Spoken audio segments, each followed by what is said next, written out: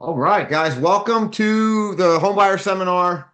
I'm John Thomas, author of the book Your Guide to Buying Your First Home in Delaware, and also the book of Buying Your First Home in Maryland. Um, we're going to cover a ton today. The good news is it's being recorded. You guys will all get a copy of the recording. If you do have questions, feel free to jump on the mic or the chat. If you have personal question, I'm going to do a Q&A at the end, and we can go over anything you have personal. But if you got some general questions during the class, feel free to ask away because someone else will probably be having the same exact question. So let's jump right in. What I'm going to teach you today, you're going to learn how to buy a house, whether you're looking in Delaware, Maryland, PA, Jersey, pretty much anywhere. The only thing that's different between state to state is two things. Whether the state is what's called an attorney state or a title state. If it's an attorney state, you got to use an attorney in that state to do your closing. For example, Delaware, you have to use a Delaware attorney to do your closing. PA is a title state. So you don't use an attorney. You just use a title company and they send a notary to do the closing. Same with Maryland. So some states are attorney states, some state are title states, but for you guys, it doesn't really change your experience at all.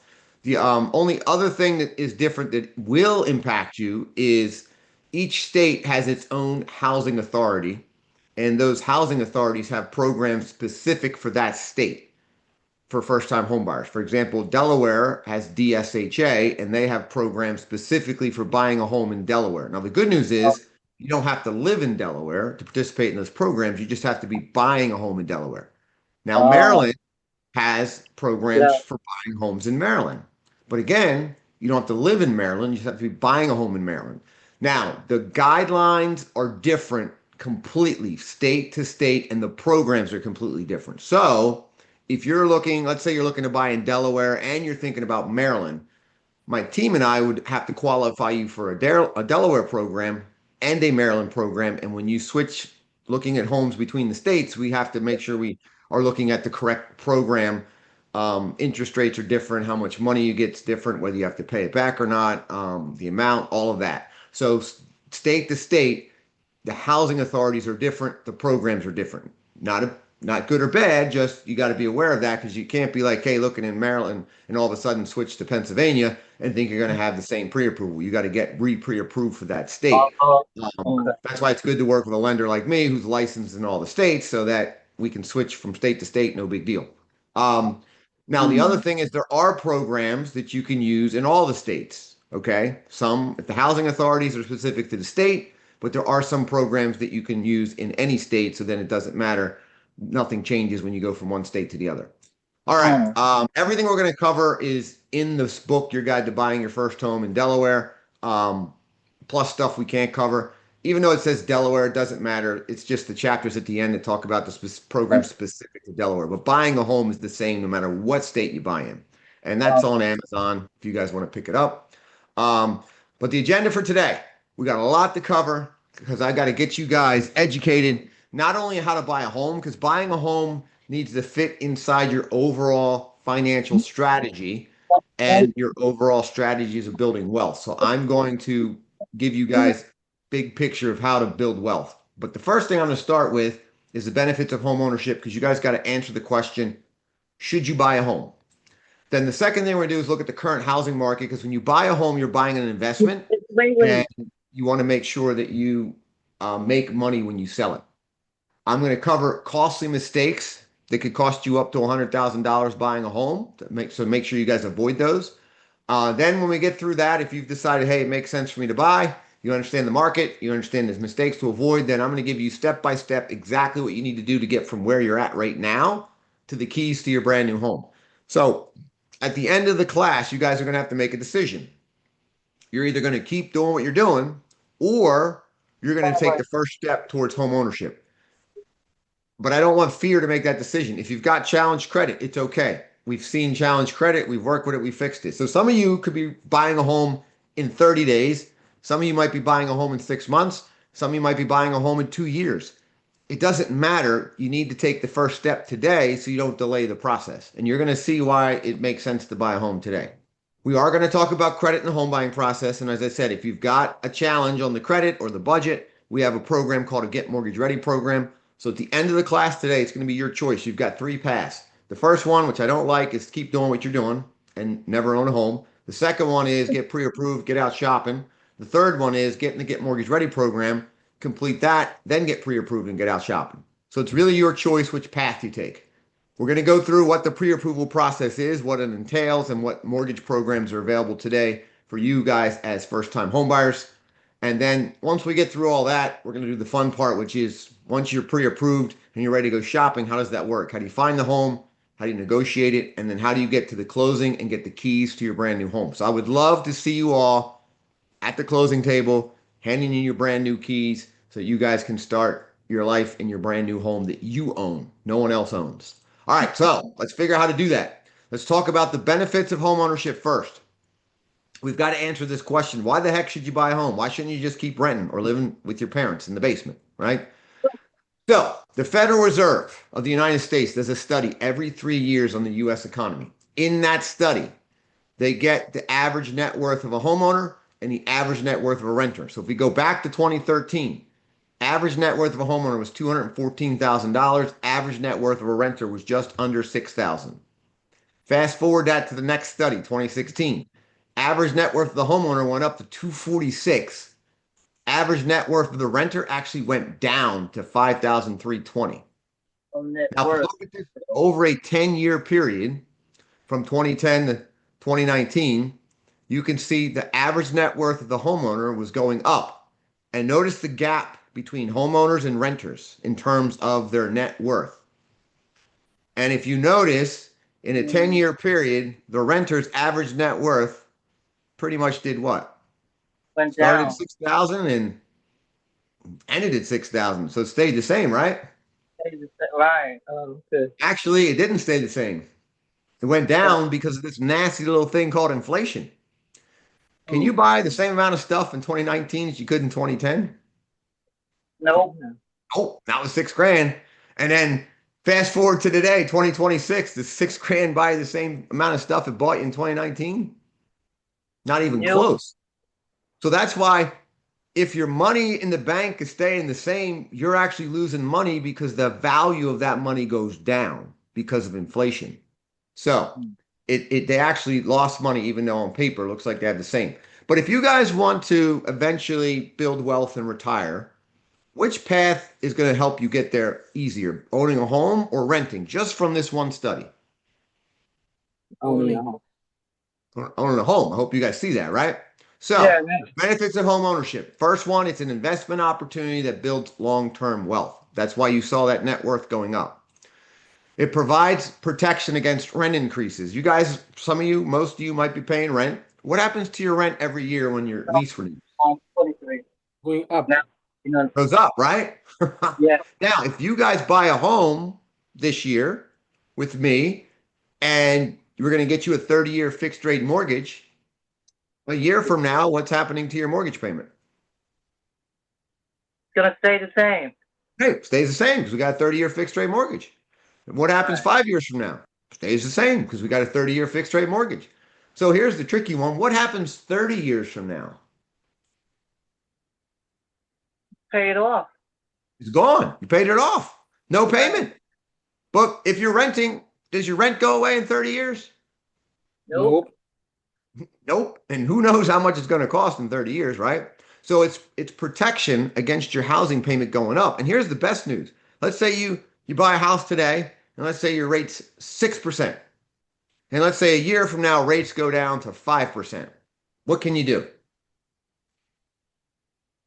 You guys get to refinance and lower your housing payment. Right. But what happens to the renters a year from now? It's Their gonna payment's go up. going to go up. So you actually have the ability, when rates go down, to lower your payment. You can't ever do that renting. So that's why, who cares what the rates are right now? You buy a house. If the rates go down, you refinance and get a lower payment. Because if you don't buy now, we already know what's going to happen to your rent every year. It's going to keep going up. And the problem without buying now, what are home prices doing? Going up. Going up. So the longer you wait, the more you're going to pay, the bigger the mortgage you got to take. So it doesn't make sense to wait.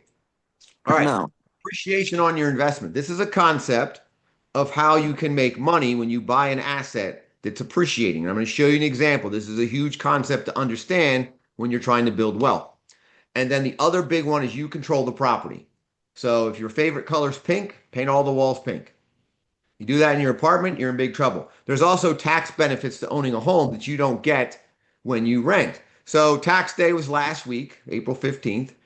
Does anyone know what line number you got to add up all your rent on and deduct off your taxes? Anyone remember what line number that was? No. Where'd you get to add up all your rent on your tax return? He didn't. You're right, you don't. You can't. But guess what? If you owned a home last year instead, you get to add up all the interest you paid, all the taxes, and any mortgage insurance, and then deduct them off your taxable income. So you actually pay less taxes owning a home than you do renting. Another little secret advantage. All right, so why should you buy a home?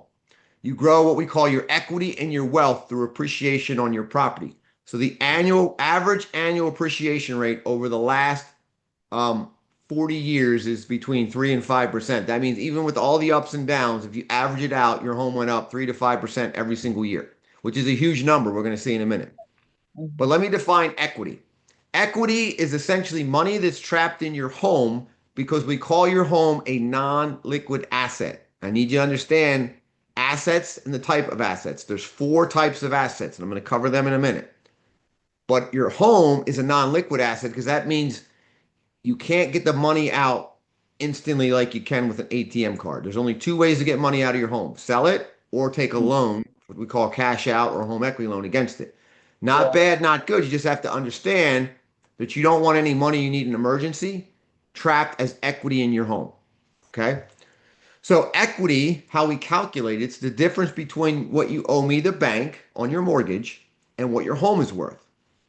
So quick example, let's say your home today is worth $350,000 and you owe me on your mortgage $200,000. So you've got $150,000 of equity in your home. That's good. But if you've got no other money anywhere else, that's bad because you don't want all your savings trapped in your home because it's what we call a non-liquid asset. It's not easily tapped in an emergency. So I'm going to tell you financially what you should be setting yourself up for when you buy the house. Now, we talked about stable housing costs, no landlord to raise your rent. My goal is you become your own landlord first. You control the property, you receive the rights of ownership. And so what that means is you can do pretty much what you want with your home, except you cannot violate what we call deed restrictions. So the county has some deed restrictions and they're very lax because it's stuff like you can't store nuclear waste in your backyard and you can't store drums of oil and hazardous substance. And you can't run a commercial business out of a residentially zoned house. All right. Now, there are some exemptions for daycare. But if you're buying in some neighborhoods, the neighborhoods have their own deed restrictions. And this is important for you to understand before you go write an offer on a home.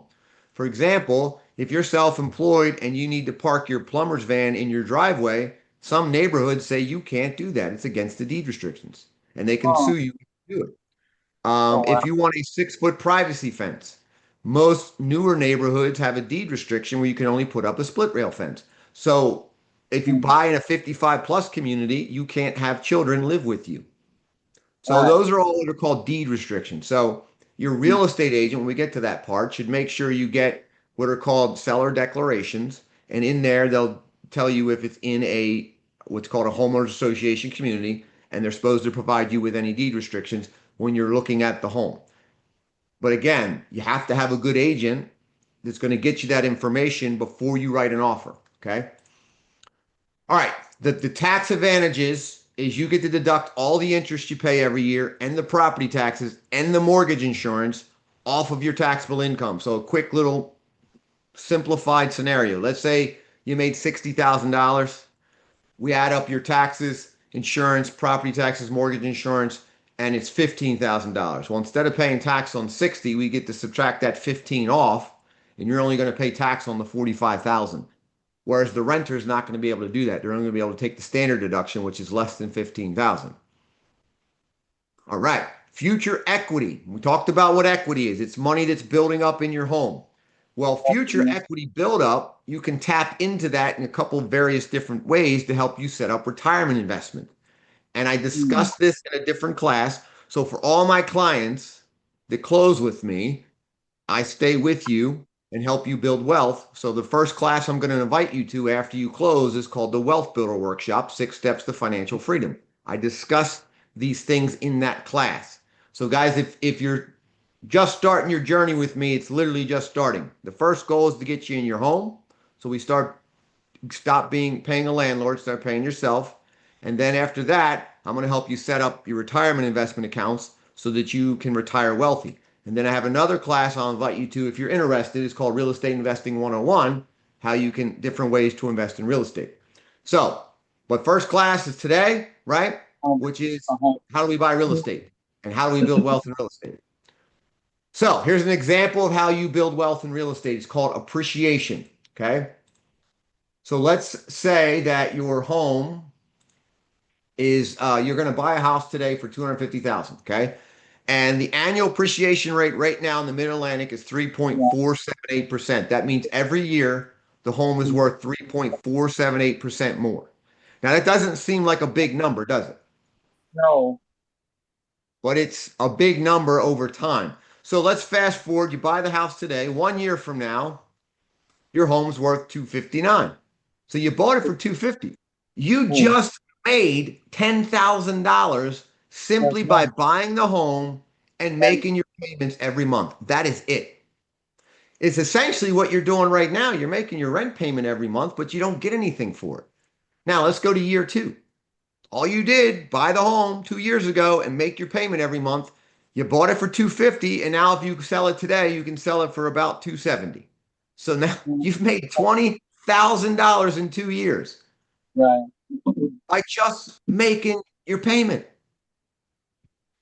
All right, let's go 4 years. Bought it for $250,000, now it's worth $290,000.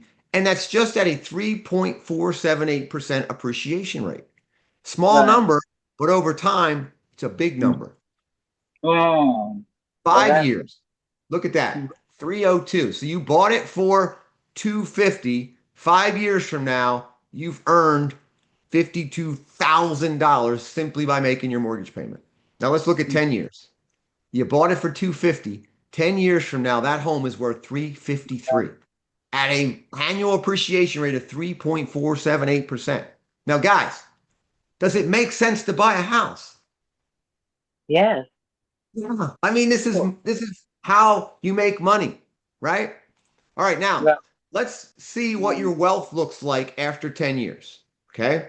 So let's say you bought a house today for $250,000 and you end up getting a loan program where you're allowed to borrow the whole $250,000. You don't have to have any down payment.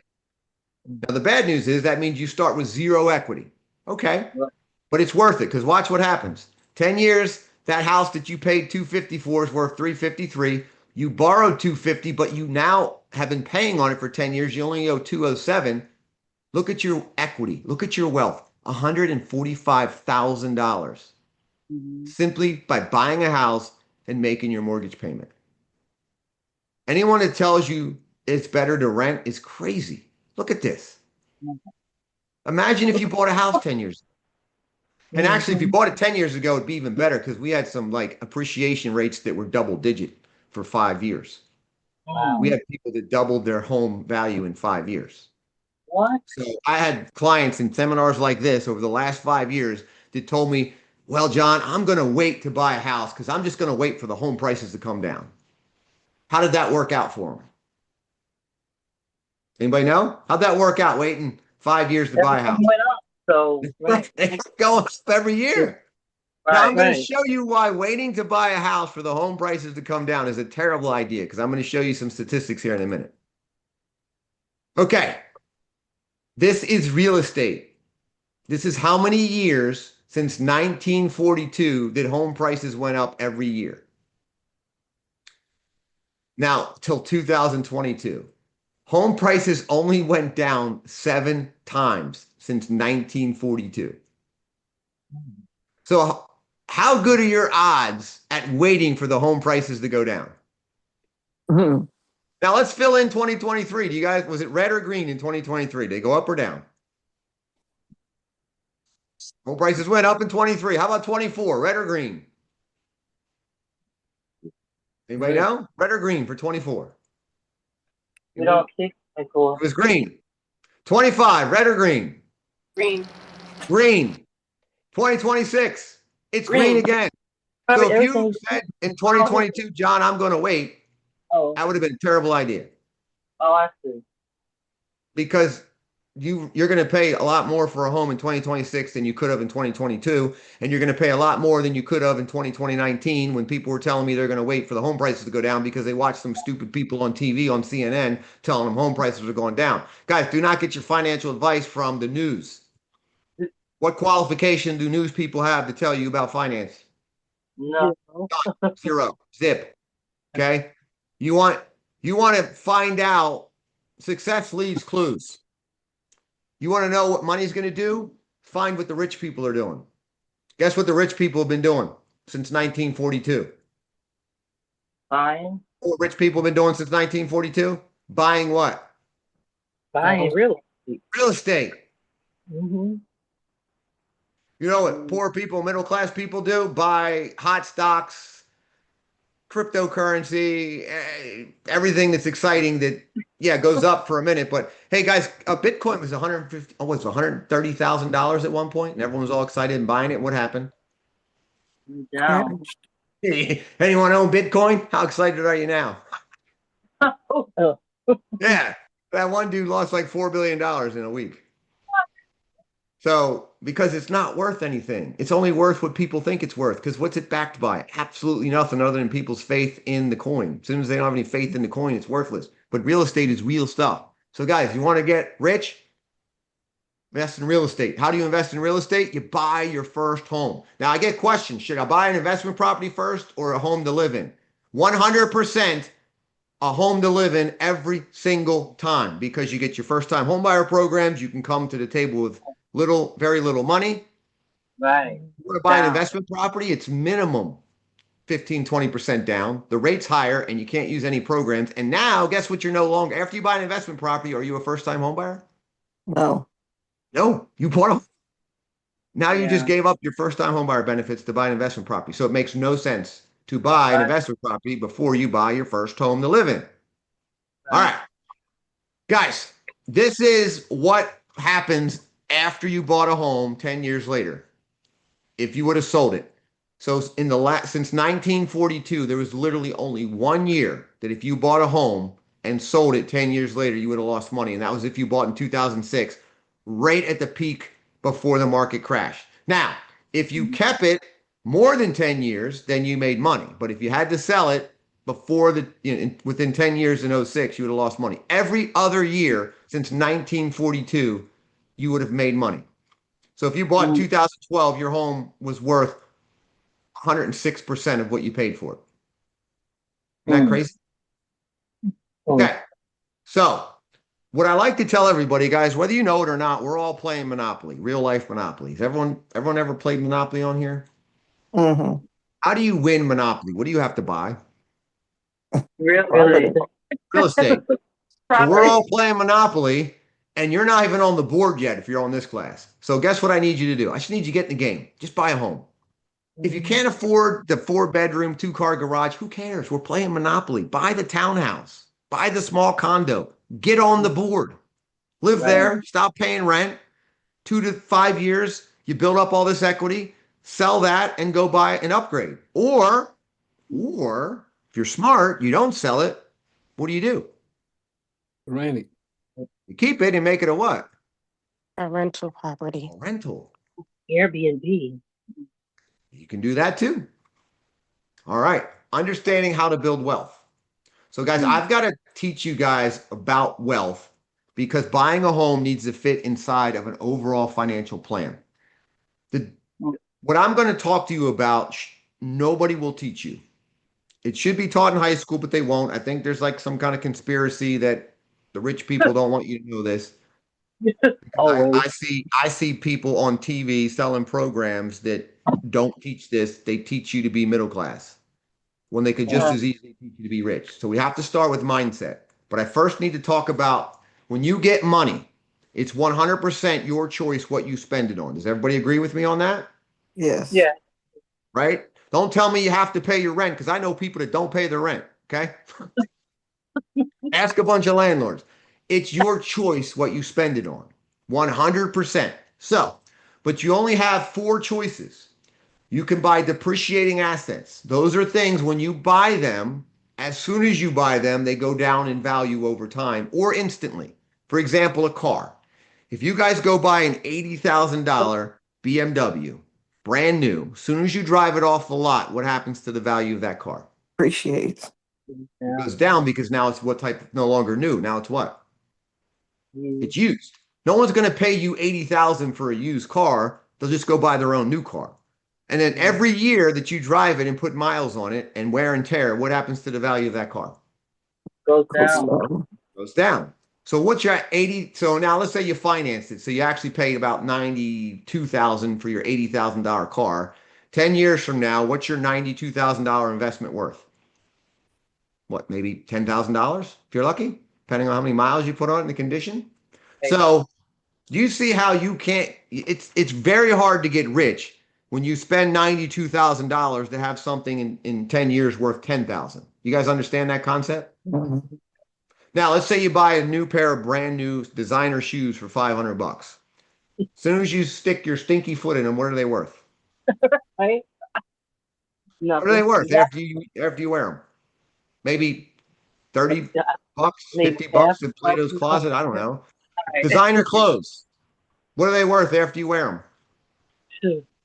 Not what you paid for them, right? Now let's say you got a bonus at work, $500. You take the family out to eat, you spend the $500. As soon as you walk out of the restaurant, what's your $500 worth now? Zero. Going in Zero. the It's gone. toilet. It's gone, right? So if all of your money is spent on depreciating assets, you will never build wealth because you will have no money. You'll have nothing that's worth anything. Does this make sense to you guys? Yes. Okay.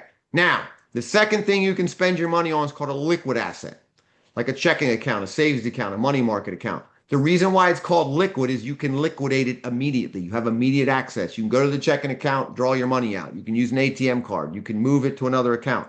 You got immediate access. The downside of liquid assets is whoever allows you to put the money in that account will not pay you very much money for that money because they can't really invest it because they have to have it available for you to withdraw.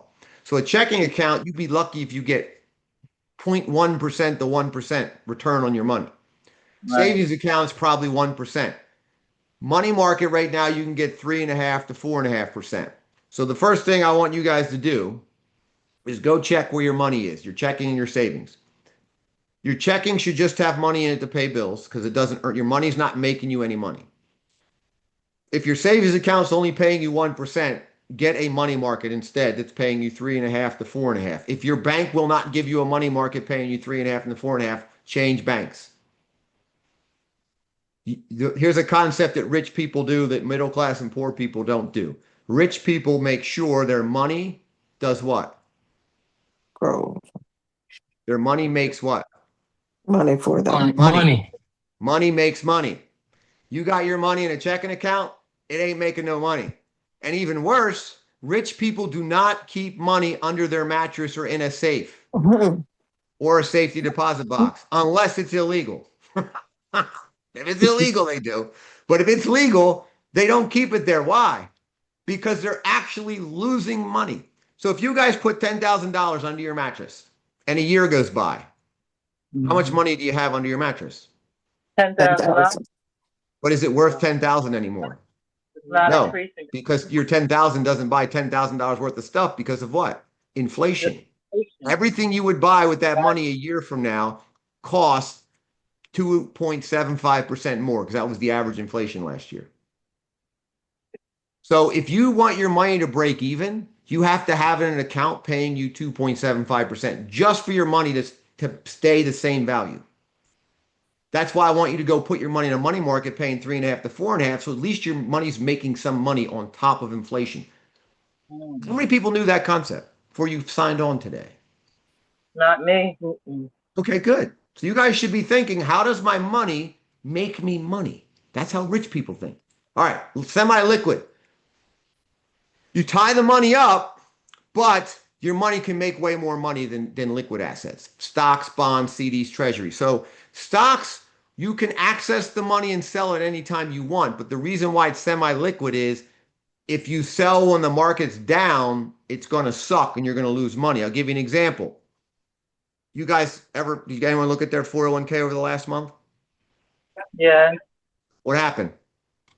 It went down. It went goes down. How much, down, yeah. how much money did you guys lose? You guys, you know how much money you lost? No, I Well, don't know how much. none. Yeah. Absolutely none unless you sold it. Because if you didn't sell, you don't lose any money. And guess where the market closed on Friday? It's back. It's back to the high for the year. It's back up. All of the money you thought you lost, now it's back up and you made some. You guys know that? The market No. rallied 1,000 points on Friday. Oh, great. So I was disappointed. You know why I was upset that it rallied on Friday? Why? Because my paycheck went in on Friday, which means my retirement money, my 401k money, Mhm. didn't buy stocks till Friday. Oh, so If they would have after bought stock, if my paycheck went in on Thursday, today, we would right? have made money on Friday because the market rallied. So when the market dipped, you guys should have been excited because that means everything was on what? On sale. Buy more. There's a Right. concept which I teach in my other class called dollar cost averaging. You actually make more money long term when the market goes down as long as you stay invested and keep buying more because you're buying more shares because it's cheaper. So my check didn't go in until Friday when the market was rallying. So I didn't get to buy everything on sale like it was all week. So I was pissed. I was like, couldn't you have waited until Monday? Damn it. So anyway, but you guys understand that concept? Everyone in the news is like, oh my God, the world's ending. The market's down. It's way down. It's 20% down. I'm like, yes, everything's on sale. Stay down for a couple months so I can buy more. I was excited. All right. Because I knew it was coming back. As soon as the war's over, yada, yada, the market rallies again, and we all made money. Everyone that bought when it was down is all happy right now because the market's up. All right, now, illiquid assets. These you can't access right away, like real estate and retirement accounts. They're still good to have, and they make you the most money. But you got to understand, you can't park money in real estate and retirement accounts that you might need in an emergency. You got to have them in semi-liquid or liquid assets. Does that make sense? Now, who determines which one of these four your money goes in? Who makes that decision? You. Does anyone make that decision for you? No. No. No, it's 100% your decision. So that's going to lead me to mindset. Now, what I'm going to talk about, I need to emphasize this. It has nothing to do with what color you are, whether you're white, black, Chinese, Korean, Mexican. Doesn't matter whether you even speak English or not. It doesn't even matter whether you're a legal U.S. citizen or a citizen of a different country. This is strictly about the rules of money and how you think. Can everyone understand that before I cover this? Because this does not matter at all. It's just how you learn to think about money. And people that become rich or people that stay rich think about money different than people that aren't rich, that are poor or middle class. Now, just because you're born rich does not mean you will stay rich. If your parents, if they make money and they don't teach you about how to think about money, the money will be gone. And there's studies that say, I think it's like 90% of wealth is gone by the second generation of the family. You know why? Usually the kids blow all the money because they don't think about money like their parents do, because their parents go, I want my kids to have everything I never did. So they basically unintentionally taught their kids to be consumers and think like poor people. So guess what happens? If you think like a poor person with your money, you're going to what? End up poor. I'll give you an example. Most professional athletes come from disadvantaged backgrounds, aka poor, because That's their only way out. So they're willing to do what no one else is willing to do. Get up at 4 a.m., train, don't go out and all that stuff, right? They do all those sacrifices to get the money. But when they get the money, what's the problem? They haven't learned to think differently about the money. They think like they were taught to think about money. So I'll give you a stat. 75% of NFL football players file for what 3 years after retiring? Bankruptcy. You know why? They never thought differently about the money. They think like poor people. So once the money stopped coming in, what happened? They're back to being poor because the money's gone. So let me show you. Here's what poor people do. They're consumers. They have a consumer mentality. Oh, they talk about fancy, expensive cars, fancy, expensive clothes, all, crazy expensive houses that may not be best investment. They're talking about, and they're comparing the newest phone. They care about getting the newest phone, the newest shoes, the newest clothes, right? The fancy cars, the fancy motorcycles. That's all they talk about. That's a consumer. That's how I can tell if someone has a consumer mindset. I can just listen to them talk. Rich people don't talk like that. Rich people have a rich mindset. They do not talk like that. And they actually get annoyed when people talk like that around them because they know where that leads. So what they're doing is spending all their money on what? Depreciating assets. Now, some people are going to say, John, I don't make enough money to do that. And this isn't fair. Well, first of all, life's not fair. And you do make enough money. It's a choice. Because if you want to tell me I'm racist or whatever, and you don't make enough money and you got an iPhone, you're only lying to yourself. If you have a car loan, you're lying to yourself because you could go buy the jalopy beater, right? But you don't want to drive the jalopy beater. You need the iPhone. You could get a damn flip phone. So what I'm saying is you can either put it on me and say whatever you want to say about me talking about this, or you can own your choices in life. And then instead of buying the iPhone, driving the beater, right? Not buying anything, take that your whatever money you have that doesn't buy your essentials and use that money to make money. And then eventually you can buy the iPhone and you can buy the other stuff if you choose to. But Americans want it when? Now. Wow. You deserve it because you go to work. And there's nothing wrong with thinking like that. And there's plenty of people that think like that all across the spectrum. White people, black people, Hispanic people, Chinese people, they all think like poor people. And that's why there's tons of poor people in the world. But and you guys have more stuff in this country. Our poor people have more stuff than 90% of the world. So being poor here is not being poor compared to the rest of the world. They don't even have hot water. They can't even take a hot shower. So think about that the next time you come crying about your situation, okay? So what do middle-class people do? And this is my dad. Nothing wrong with it. My dad thought like a middle-class person. He bought a house. He made extra payments. He paid it off fast like he was told to do. He got 401k. He's retired. He's fine, okay? But he's not rich. So they're consumers still, and they buy appreciating assets and they want zero debt. This is like the Dave Ramsey philosophy. And Dave Ramsey is the biggest hypocrite that ever lived. Just in case you like him, I hate to bust your bubble. He's the biggest hypocrite that ever lived.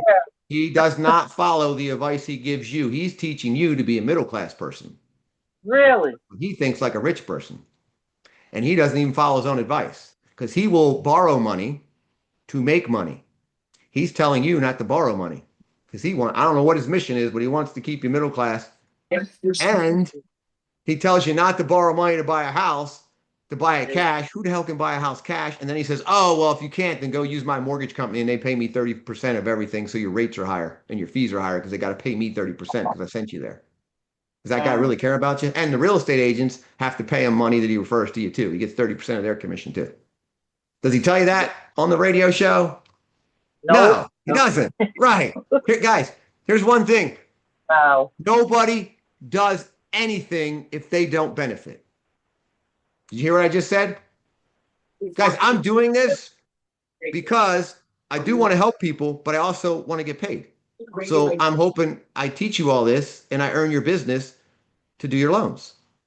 So I'm not doing this just because I'm a super nice guy, but I also want to teach you guys stuff that took me a long time to learn. And then hopefully you let me make my money doing your loan. Doesn't hurt you, doesn't cost you anything. And then you stay with me and I teach you how to get rich. I think that's a fair exchange, right?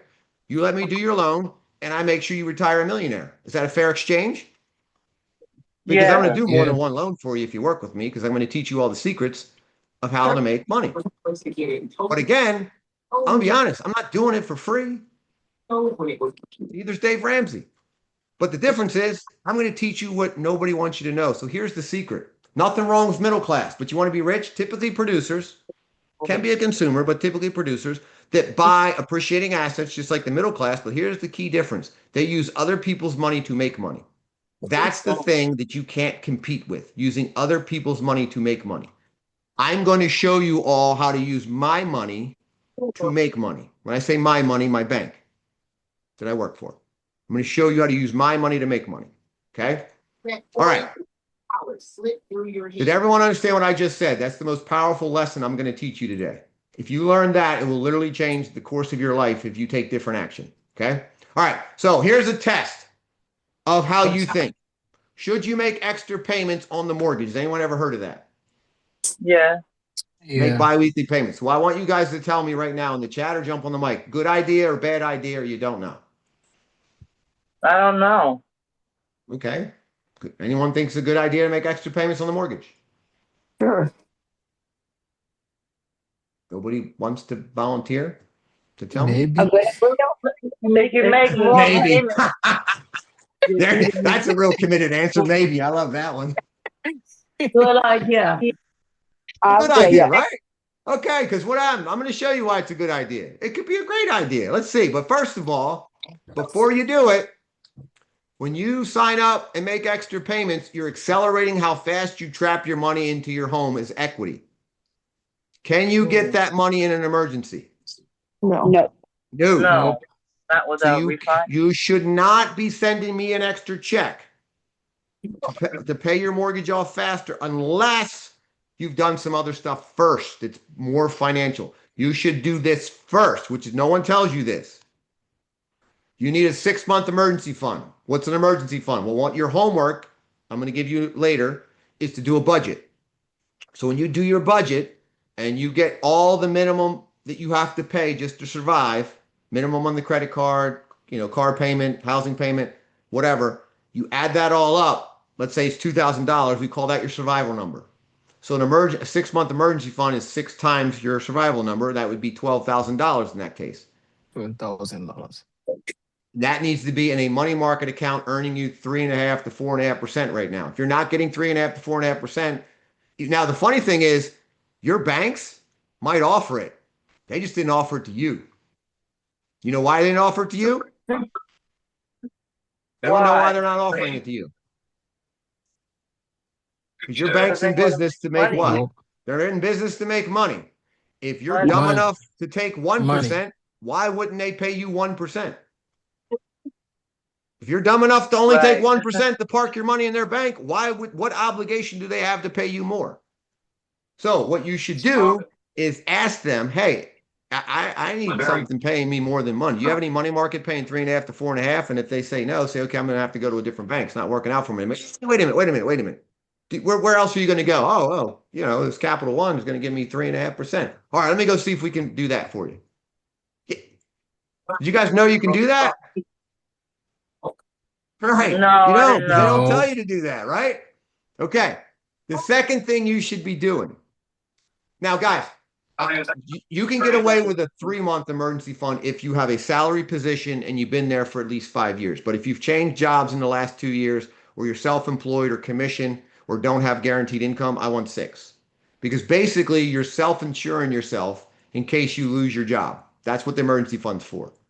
If you're lucky enough to have long-term disability insurance, that doesn't kick in for 90 days. So you still have to cover all your bills for 90 days. Now, the second thing I need you doing is contributing the maximum to your 401k before you write me another check, because you can't live off your house in retirement. You're going to live off your retirement account. So I need you to max it out, and I need you to take advantage of the 8th wonder of the world. Does anyone know what Einstein called the 8th wonder of the world? No. Compound interest. Yep, compound interest. The magic of compound interest. And compound interest gets super magical the more time you have to compound your money. I teach this in the Wealth Builder workshop, so I'm going to teach you guys all this stuff after you buy the house. Right now, I don't want you worrying about it. I want you focused 100% on buying the house because you're playing Monopoly and I need to get you on the board. But I want you to have the concept. You're not going to buy the house and start making extra payments. We're going to look at your 401k or 403b or 457, or if you're self-employed, we'll look at setting up a SEP or a solo 401k. Tons of options, okay? But we got to buy, the first thing is buy the house. But do not make an extra payment until we get your retirement account set up. And if you're under the income limit, you might want to look at a Roth IRA. That's another amazing tool. We'll talk about it in the Wealth Builder. And then you got to look at the insurance. Life insurance is income protection for anyone that depends on your income. That's what it is. Okay. And I talk about how to calculate it, but real quick, if you've got kids that depend on your income, how you calculate how much insurance you need is you take your youngest child and subtract their age from 18. So if your youngest child's 3 from 18 is 15, you need to replace your income for 15 years till they're 18 and go get a job. So you essentially take your income. So let's say you make $60,000 a year. You have to replace that for 15 years. You would need a policy for $900,000. Now I would recommend getting a term policy. Now, if you can't afford the premium on a $900,000 policy, then get what you can. But that's how you calculate how much insurance you need. All right. Now, financial planners say you should be saving 20% of your paycheck. Now, I'm going to teach you how to get rich with 10%, okay? And I'm going to do that today real quick. And your equity should not be more than 25% of your overall investment portfolio. This is a concept called diversification. You do not want all of your money in your home as equity because A, it's not liquid, and B, if something were to happen and the value drops suddenly, that's your whole portfolio. 25%. After that, we need to reposition some of the equity. All right, so let's say you've got all that done. And you're like, John, why would I make an extra payment? This is why people tell you to make extra payments, but they forget to tell you all the stuff I just told you. Does that make sense? Yeah. So let's see what happens. Let's say you've got a $200,000 mortgage, 30-year fixed at 5%, and you have an extra $100 a month that you can do with. So if you've suddenly got an extra $100 a month in your paycheck, what would a poor person do with that mentality? Go buy extra stuff. Go shopping, right? Right. So ask yourself, if you had an extra $100 in your paycheck, what would you do with it? And be honest. And if you're going to go shopping or buy yourself something nice because you deserve it, then you're thinking like a poor person. And you might want to go, crap, I need to change how I think because I want to get rich. I don't want to stay poor. Now, so poor person spends it. Here's what we're going to do with it. We're going to invest it by paying $100 extra every month on our mortgage for the entire time we have the mortgage. So if you do that, the benefit is you'll pay it off 5 years early. And on this loan, save $37,000 in interest payments. This is why people tell you to make extra payments. Does this make sense? Yes. After. Okay. Do you think I do this? No. Do you guys think I do this? No. I have a lot of loans. The answer is no way in hell do I do this. Here's why. I learned how to think like a rich person. Success leaves clues. I said, well, luckily, I got some mentors to help me figure all this out. And I lost a lot of money before I figured all this out. So I'm trying to give you guys the shortcut. I don't know if I suddenly guys, I'm never going to commit suicide. Do you hear me? If I suddenly commit suicide because someone didn't want me teaching you guys this, FYI, okay? I will never commit suicide. Did everyone hear that? Okay? So if something happens to me, it looks like I killed myself. You know I didn't. You know I shouldn't have been teaching this. All right, here's what I do. $200,000 mortgage, 30-year fixed at 5%, same $100. But if instead of paying that to the mortgage, I put that in an index fund, I talk about this in the Wealth Builder work, so don't get hung up on exactly what an index fund is and how you set it up. I just want you to understand the concepts today. If I do that at a 6% return, I earn $100,000. You're trying to what? Save 37. I'm going to earn 100, but I'm actually going to earn more than 100 because 6% is ridiculously low on a return over 30 years. If you got 8%, it's 150. Now, the S&P stock index, which is the top 500 companies on the on the stock exchange, the US stock exchange. If you put your money in that over the last 35 years, it's returned over 10%. So if you did that and got 10%, that's $228,000 by $100 a month. So would you rather save 37 or make between 100 and 228,000? And it only comes Make. down to what? A choice. Is $100 a lot of money? No, but it is after a lot of payments. Yeah. Well, and the best part is you could do this pre-tax, which is only like you'd miss only $70 from your paycheck if you did it pre-tax. You still get the $100, but you only miss $70 because you're investing it pre-tax. But guys, this is the secret to building wealth, using other people's money as long as you can. Now, my bank doesn't want me to tell you this, but I don't want you to write me an extra check, guys. I don't think it makes sense personally, but it's your choice. But now here's the thing. Now you're educated. Now you can make an informed choice based on what you want to do with your life. Before this class, you were ignorant. Now, ignorant's not a bad word. Ignorant just means unaware of. Now you're aware of what a poor person decision is, which will lead to you being poor because you're just spending money on things that go down in value. The middle class, which is fine. Nothing wrong with that. My dad's middle class. He's retired. His house is paid off. He's got money in his 401k. He's getting some Social Security. He's fine. But he's not rich. I didn't want to be fine. I wanted to be rich. So I figured out what the rich do, and that's what I'm doing. And guys, guess what? I don't do this because I have to, FYI. I could stop working today, but I'm doing it because I like to do it, if you can't tell. So one of the tools that I do for all my clients after they buy a house with me is I'm gonna sign you up on this home report, and I actually cover the cost for you. This is going to help me and you. It's going to allow me to manage your debt and your equity. So you will get this report every month, and it's going to track the current value of your home, predicted value over the next 5 years based on your current market's annual appreciation rate. It's got tools where you can calculate what if I invest $100 versus what if I pay it down on the mortgage. Just what I told you, you can play around with that. It's got those tools in it already. It's got some other tools about getting rid of PMI. So it's got everything you need to manage your debt and your equity and look at some investing stuff. Okay. So you get that after you buy the house. I sign you up for home report. And then you're going to get an invite to my next wealth builder workshop, which I do every quarter. Okay.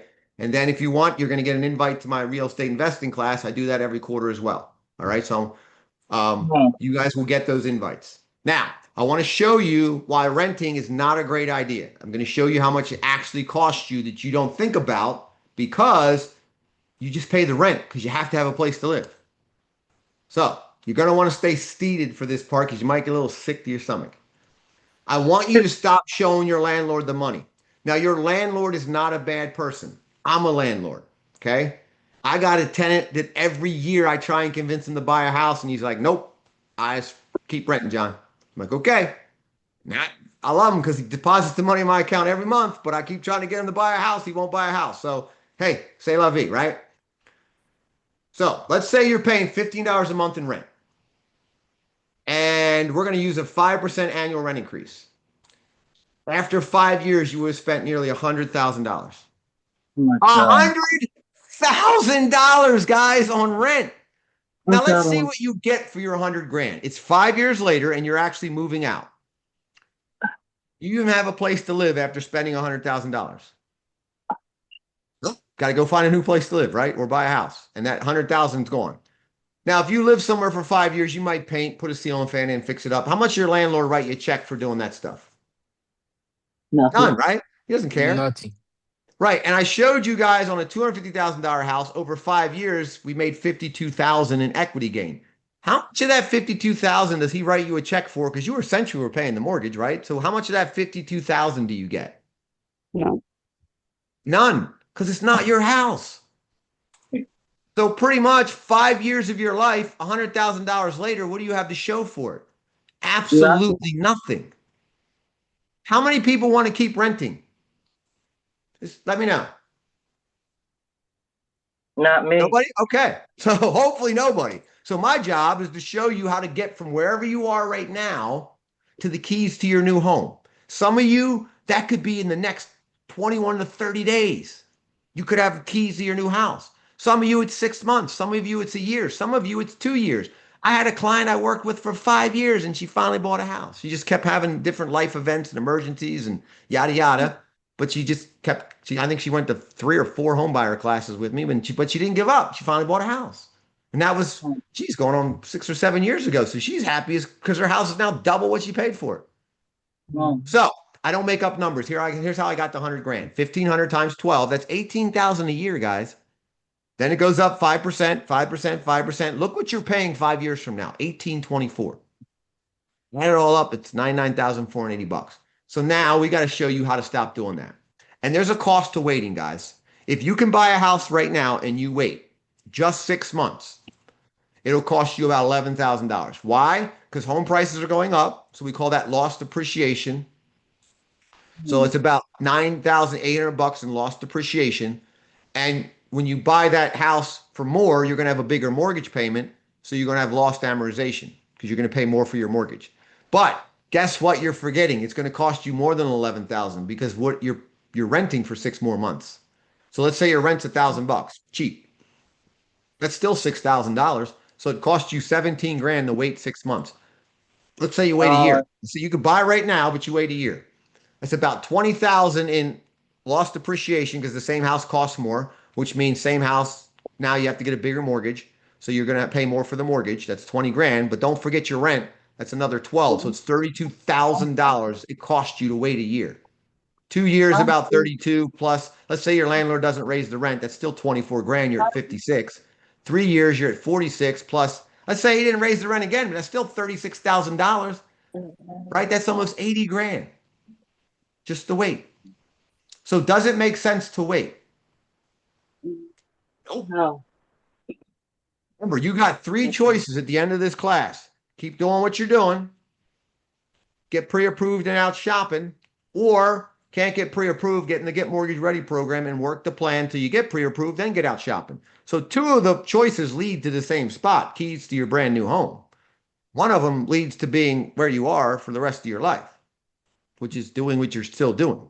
All right, so buying a home is an investment, and you want to make sure that when you possibly sell that home, you're going to make money, not lose money. Now, I showed you the good news is real estate's got over a 90% win rate. But the first thing, housing is not tied directly to rates. Rates can go up or down, and home prices go up or down because they depend on 2 other things. Housing depends on job growth and inventory of homes. So we've had great job growth in the areas we're in, and we've had very low inventory of homes. Now, the inventory of homes has come up some, but not a lot, okay? What's helping right now to keep home prices kind of like not crazy where you can actually get seller paid closing costs and stuff like that is that there's been a lot less buyers in the market. Not that there's that many more homes on the market. There's been a lot less buyers because they've been waiting for interest rates to come down, which is stupid. Because as soon as the interest rates come down, everyone's going to jump back into buying homes. And what's going to happen to the price? It's going to go up even faster.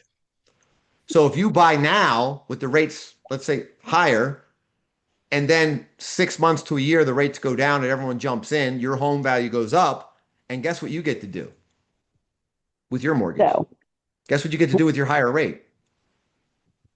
Refinance to the lower rate. So you got the best of both worlds. You bought the house cheaper.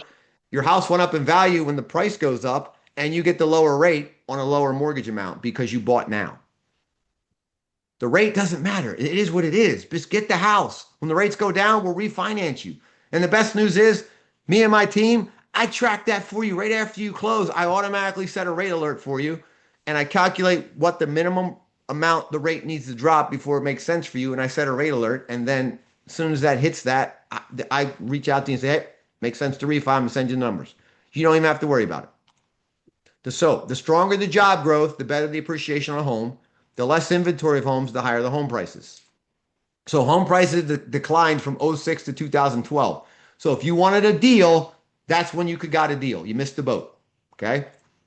2012 is the first year they increased, and they've been going up every year since 2012. The 1 year price appreciation in the Mid-Atlantic was 4.02%. The last 5 years in the Mid-Atlantic, the average was 55. Since 1991, homes are up 330% on average. Now, this is a report that I can get for you guys wherever you're looking to buy. I don't care whether you're buying in Maryland, Virginia, PA, New Jersey. I can get you. You just tell me the zip code you want, and I'll get you this report card, which shows you the home price appreciation. So it'll show you what it's going to be over the 5 years. So this area 19713, which I ran, I think a month ago, average was 3.91. So the average median home price is 338. So if you bought the median home price at 338, 5 years from now, it's worth 404. You made almost 20% just by buying and paying your mortgage. Historically, 5 years was 6.48, 10 years, 4.84. So the whole report card will show you the stats for the forecasted appreciation. That tells you if you're going to make money or not, right, over the next 5 years. Historical, median home price, and this is important, average days on market. Anything 30 days or less is pretty good for sellers. When you get to 60 days on market, it's more of a buyer's market. Does that make sense to you guys? Yeah. Yes. That's important to know, don't you think? So if you're in a market where your median days are less than 30, you're not going to be able to lowball a house because it's probably going to sell at list price or more. If you're closer to 60, you're going to definitely be able to get seller paid closing costs, which is great because most first-time home buyers don't have a ton of funds, and you might be able to get the price down, okay?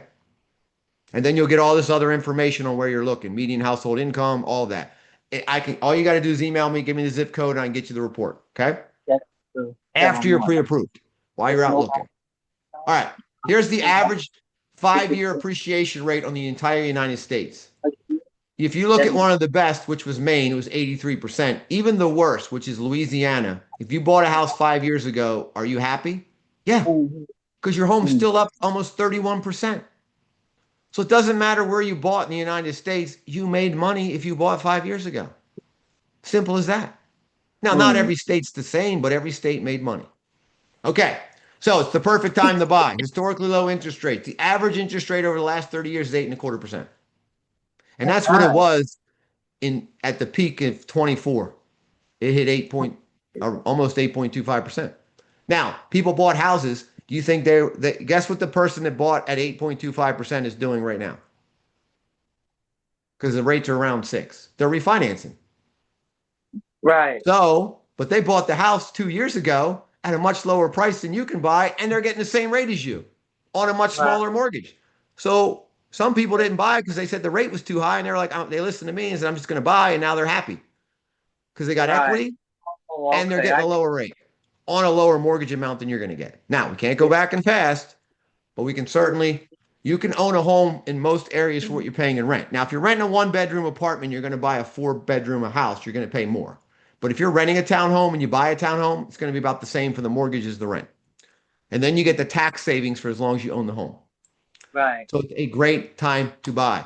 We're playing Monopoly, get on the board. So if you think you're ready to buy, what do you got to do? Well, the first step is you need to get pre-approved for a mortgage before you go shopping. You do not want to go shopping without being pre-approved for a mortgage because you need to know what's your payment going to be, what's your cash to close, what program you qualify for, all of that. Now, if you guys are excited and don't want to wait, you can get started online. And I just put it in the chat for you. Okay.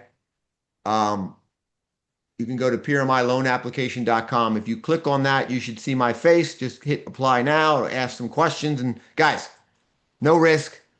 Nothing can happen. Fill it out. We only do a soft credit pull. That's it.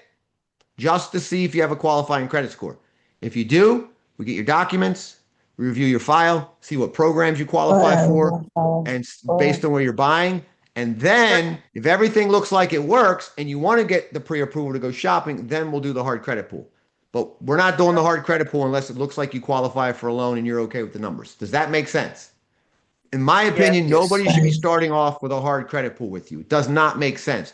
We can do a preliminary analysis with a soft pool, and if it doesn't work, Off the soft pool, we can give you the action plan, the get mortgage ready plan to fix it. So no Okay. risk. Do it today. That's the next step. Next step. What's my next step, John? Fill this out, get the soft pool.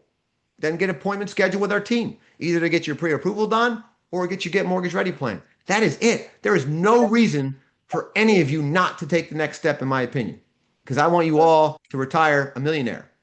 So we got to start by buying a house. We got to get on the board. All right. So you don't want to waste time looking at or fall in love with properties that are out of your price range. That's why you want to get a pre-approval first. You got to understand the math. You got to understand the numbers, and the numbers need to fit your budget. If you can't get the end-all be-all house right now, we don't care. We're just getting on the board. We'll buy our starter house. We'll buy the house that's going to end up being our first investment property. I got a client right now, young veteran who got hurt, has VA disability, and he came to my seminar and he listened to me. And I said, if you're smart, you'll buy a multi-unit first. Do you know what I mean by a multi-unit? Instead of buying a one-unit home, you can buy 2, 3, or 4 units. And with VA, you get 100% financing. So he bought a 3-unit property, moved into one of the units, bought it with 100% financing, and got his closing costs paid with our VA down payment program. How you like that? I think he came out of pocket like $1,500 maybe when it was all said and done. And he has not only does he have one rental unit, he has 3 units. He lives in one, and the other 2 rented out, and the 2 rents paid his mortgage plus a couple $100. And I told him you only have to wait 12 months. You have to live there 12 months, and then you can buy a new primary residence with your VA loan again. So it's been 12 months. So guess what he's doing right now? He's out looking for a new property. He wants to buy another multi-unit and do the same thing. So within 3 years, he might own anywhere from 4 to 6 units. We got 2 people. Which is which is his retirement plan. He could, if he gets that paid off in 30 years, those units will pay his bills for the rest of his life. That's a strategy. I'm not saying you have to do that, but I just want you guys to get on the board. Okay. And he's trying to make more. All right. So how much money, the pre-approval is going to tell you how much money the lender will loan you. It's going to tell you how much money you need for down payment. And it's most importantly going to tell you what your monthly mortgage payment will be, so it makes sure it fits your budget. Okay. So some lenders do pre-quals. A pre-qual is worth nothing. It does not mean you're going to get a loan. And in my opinion, it's setting you up for failure, because you could go shopping on a pre-qual, get a contract on a house, and then your file goes to underwriting, which is what a real pre-approval is. And the underwriter goes, you do not qualify for this loan. Sorry. And 2 weeks before closing, you find out you're not getting a house. You already gave your notice with your landlord, so now you're homeless, and you lost all the money you spent on appraisals, inspections, and deposits. All because you got a pre-qual instead of a pre-approval. Who you work with matters. A pre-qual is a credit check, and you tell them your information online or over the phone, but nothing's verified. No pay stubs, no tax returns, no bank statements, no ID, none of that. You want a full, complete pre-approval that's pre-underwritten, so that you're guaranteed to get the loan. Does that make sense? Okay, now someone asked me in the chat, what's the required credit score? So I'm going to show you in a minute. That is a great question. All right, but first, I want to show you the mistakes to avoid when buying a home that could cost you anywhere from $500 to $100,000. First one is ignoring home buyer incentive programs, like the housing agencies or down payment assistance programs or closing cost assistance programs. The reason why people ignore these is not because they intentionally ignore them, it's because they don't know any better. So if you are a first-time home buyer, you should not be getting your mortgage online from like Rocket or Better.com or someone like that, or most of your banks, because none of them participate in the first-time home buyer program. So you're giving them up. And they're not going to tell you about them because they want your money, right? They're not doing this out of the kindness of their heart. Nobody is. Everyone wants to get paid to pay their bills. So when you talk to somebody, their job is to give you a loan so they get paid. So they're not going to say, hey, we don't do first-time homebuyer programs. You should probably go call John, the guy that wrote the book. He does all the programs. They're not going to say that, because they're just going to tell you, yeah, this is all there is. This is what you qualify for. You need 10 grand, and you got to come up with 10 grand.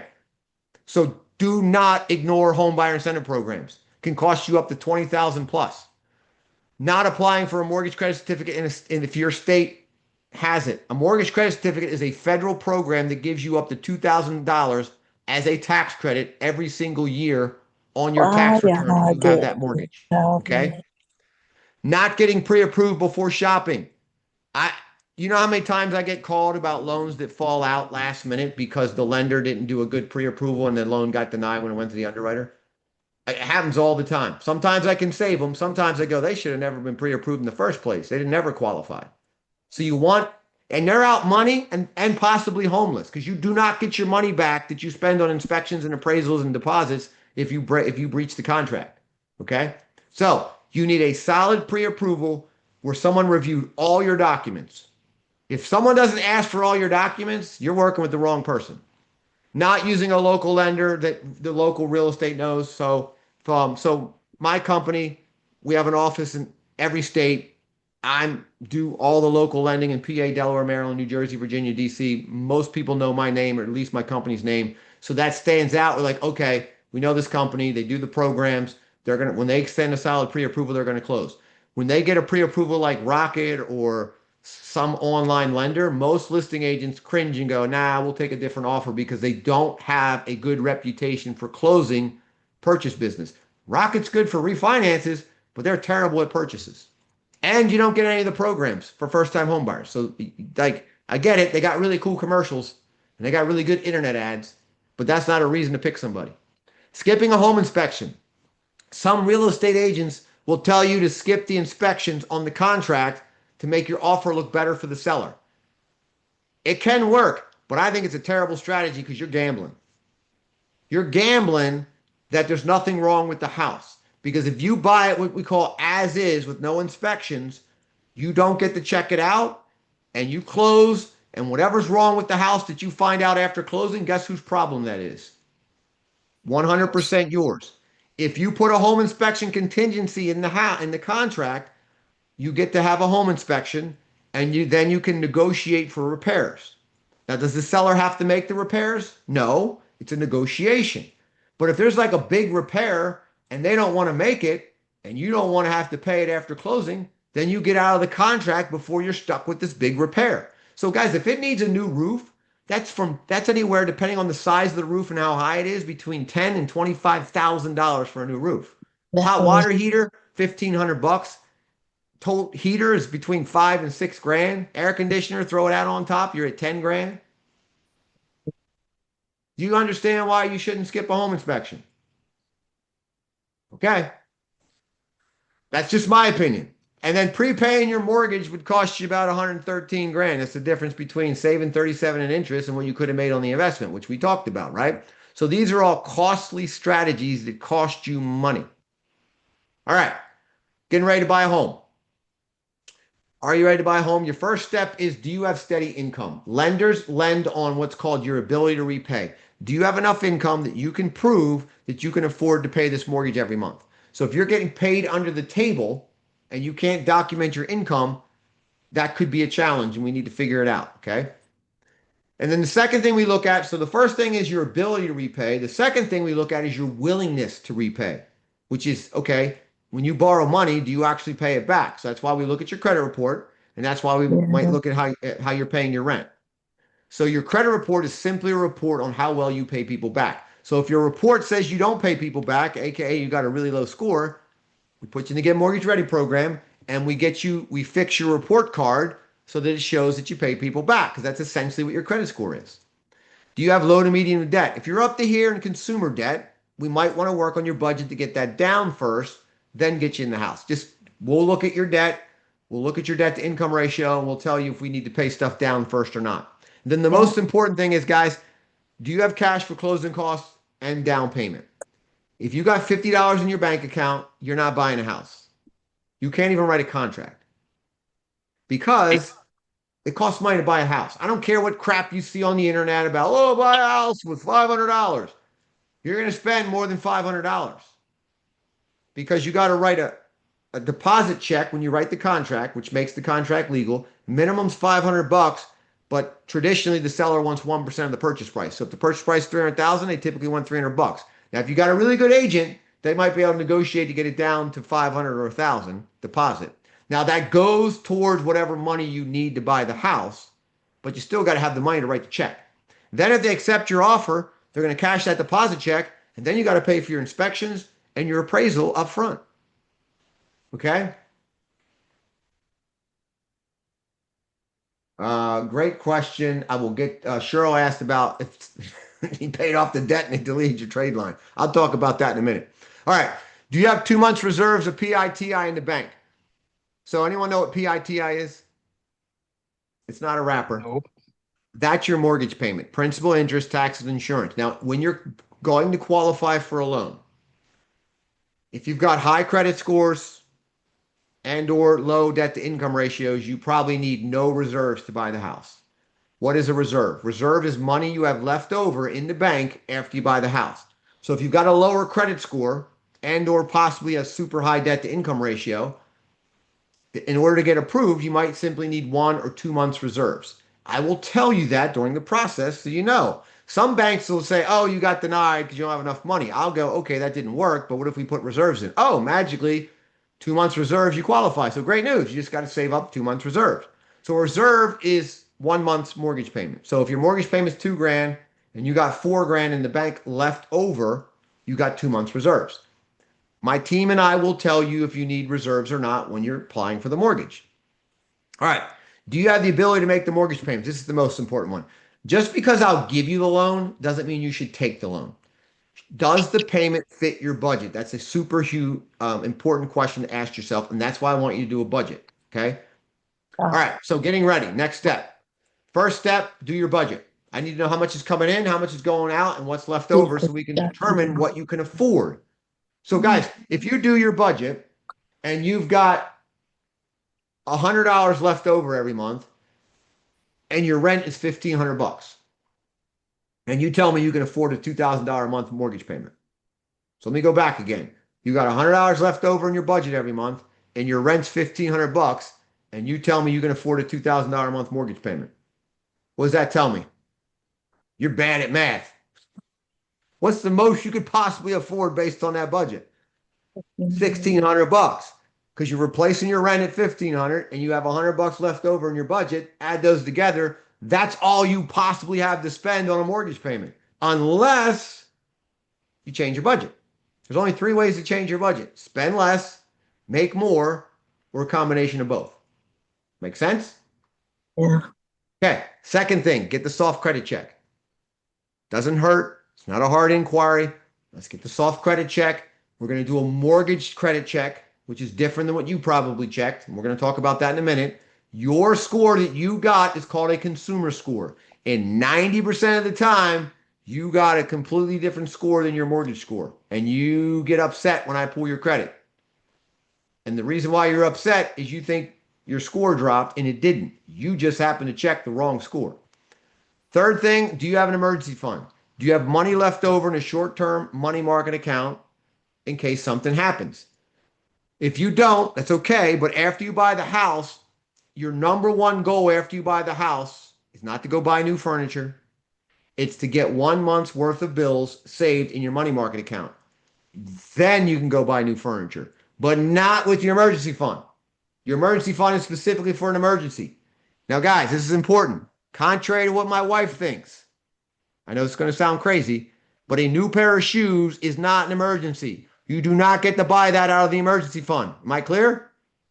Clear. Okay. My wife didn't like that. All right. Do you have a financial plan? Do you have a plan to retire at some point in your life? Most people don't. So the good news is I'm going to give you a sample one. Here's a retirement calculator. Let's say you're 30 years old. Some of us are north of 30, but let's just use this as the example.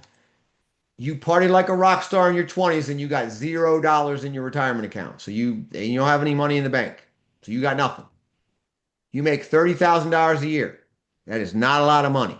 You are not setting the world on fire. But you came to my class and I'm going to use a 2.5% salary increase each year. That is not a lot. No promotions.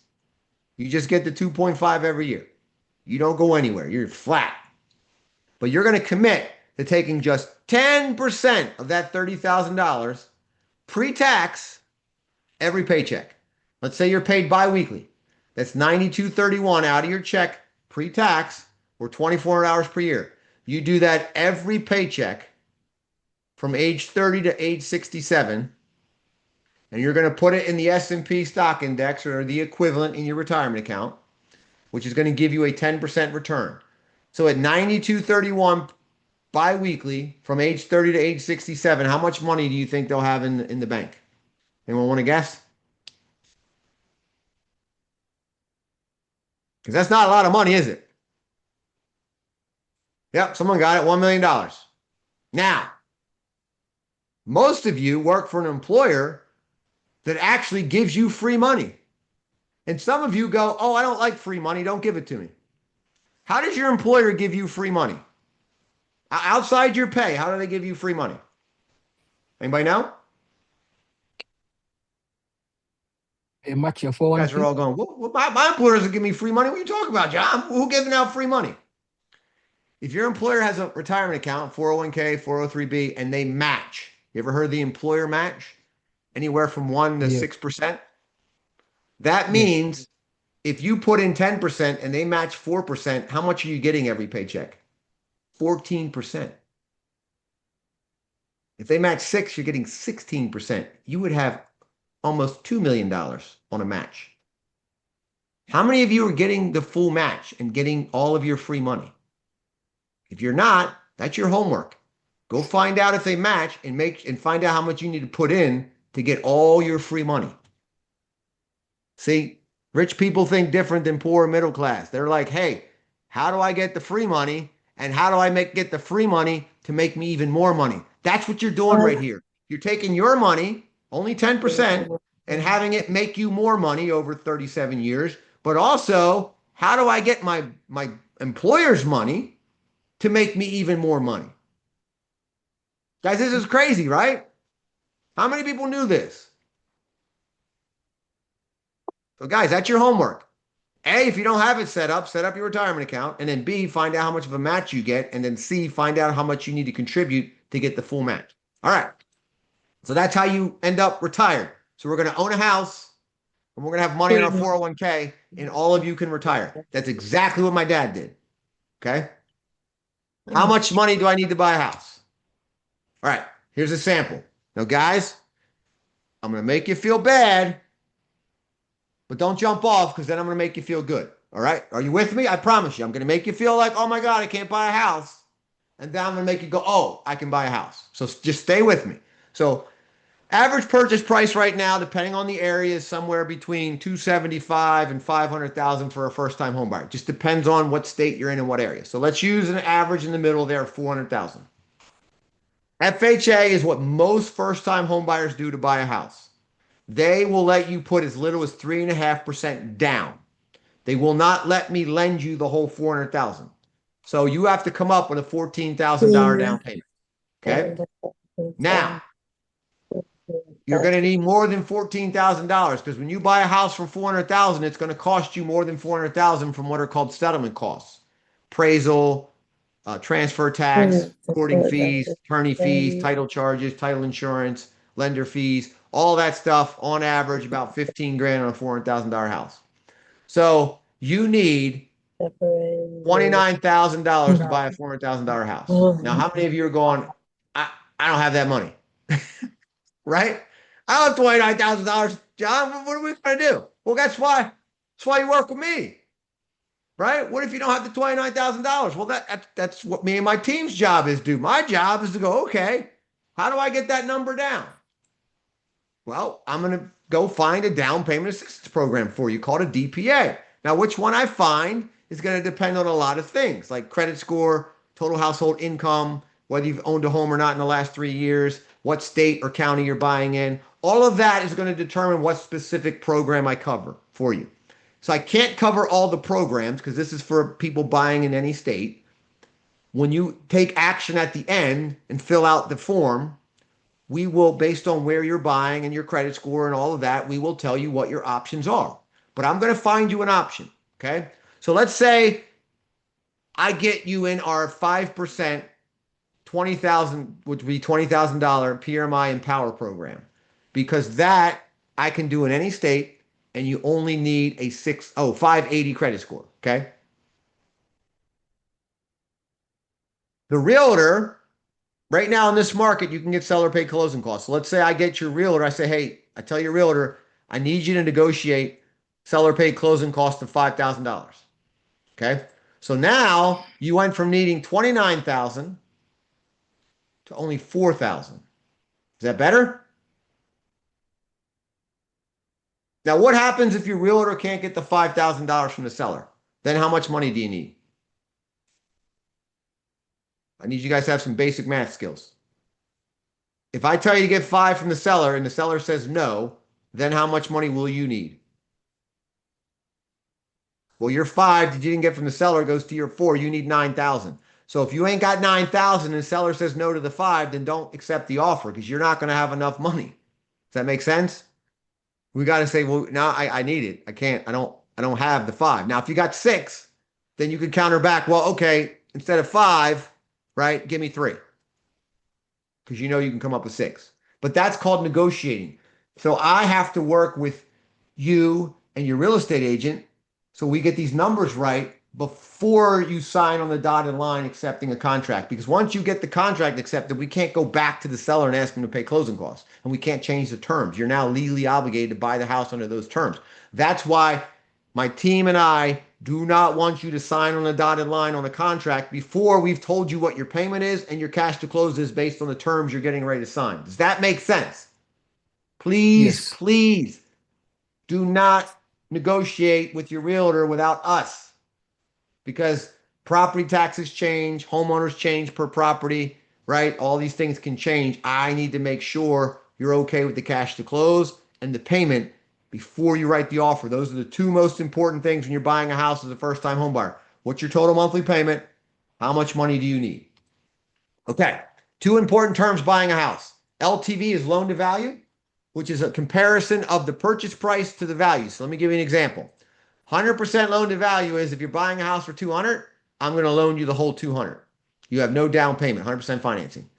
80% loan to value, buying a house for 200, I'm going to lend you 160. You got to come up with a $40,000 down payment. That's 20%. I don't recommend that for first-time home buyers. It doesn't make sense, in my opinion, to put 20% down. Do you know why? Whose money do I want you to use to buy this house? Yours? Nope. I want to use mine. If I will lend you 100%, take the 100%. And then what do I want you doing with your money? Invest. Invest it. I want your money making you money. And then you take my money to buy this asset, and which will go up in value every single year. That's what the rich people do. Rich people aren't putting 20, 30, 40% down. They're certainly not buying the house cash. Even if they had the cash to buy it, a rich person will not buy the house cash. Why? That's not using other people's money, is it? They will buy it with whatever the bank will lend them and then take their money and go make a lot of money with it. Because imagine if you had $200,000 and you could buy this house cash. But instead, let's say you put that $200,000 in the S&P. You just made 20 grand in the first year. Like, why would you buy the house cash and not make 20 grand with your money and use my money to buy the house? And let's say you bought a house for 200,000 and it went up 5%. So not only did I make 20 grand in the market, I made 10 grand. Now, if I bought the house cash, all I make with my $200,000 is 10 grand because that's all the house went up in value. I don't have any money in the market. So do you want to make 10 grand or do you want to make 30 grand and then compound that every single year? That's why the rich get rich and you don't, because they just simply think differently about money than you do. Now, 96.5%. Why would I pick a weird number like that? Because that's what FHA allows me to lend you, and most of you will probably do FHA. So on a $200,000 purchase, I will lend you 193. You have a down payment of 7, or we got to find a deep down payment program to pay your 7. Okay? So that's loan to value. The second thing that determines how much you can borrow is called your debt to income ratio, or DTI for short. There's 2 numbers, the front which is your housing ratio, and the back, which is your total ratio. So let's take a look at that. I need you to understand the math because this is what really determines whether you get the loan or not. So if your loan officer does not calculate your debt to income correctly because they didn't actually look at your paychecks and your tax returns, and they just used an estimate, this is where the horror stories happen. This is why you want to demand your lender to review your pay stubs, your tax returns, your W-2s, so that they don't mess up this calculation. So the front end ratio is your total new housing payment buying the house divided by your gross monthly income before taxes. So let's say your new housing payment is $2,000 and you're making 60 grand a year, which is 5,000 a month.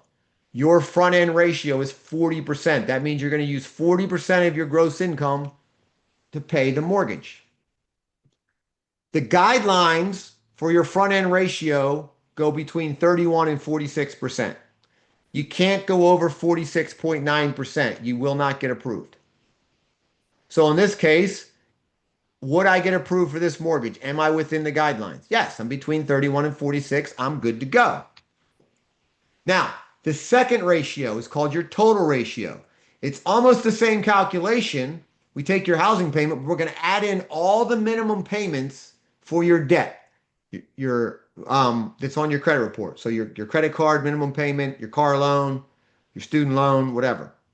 And then we're going to divide that by your gross monthly income. So let's say you've got $2,000 for the housing payment and you've got $1,000 of other debt. So that's a total of $3,000 divided by 5,000 times 100 would give you 60% total debt to income ratio.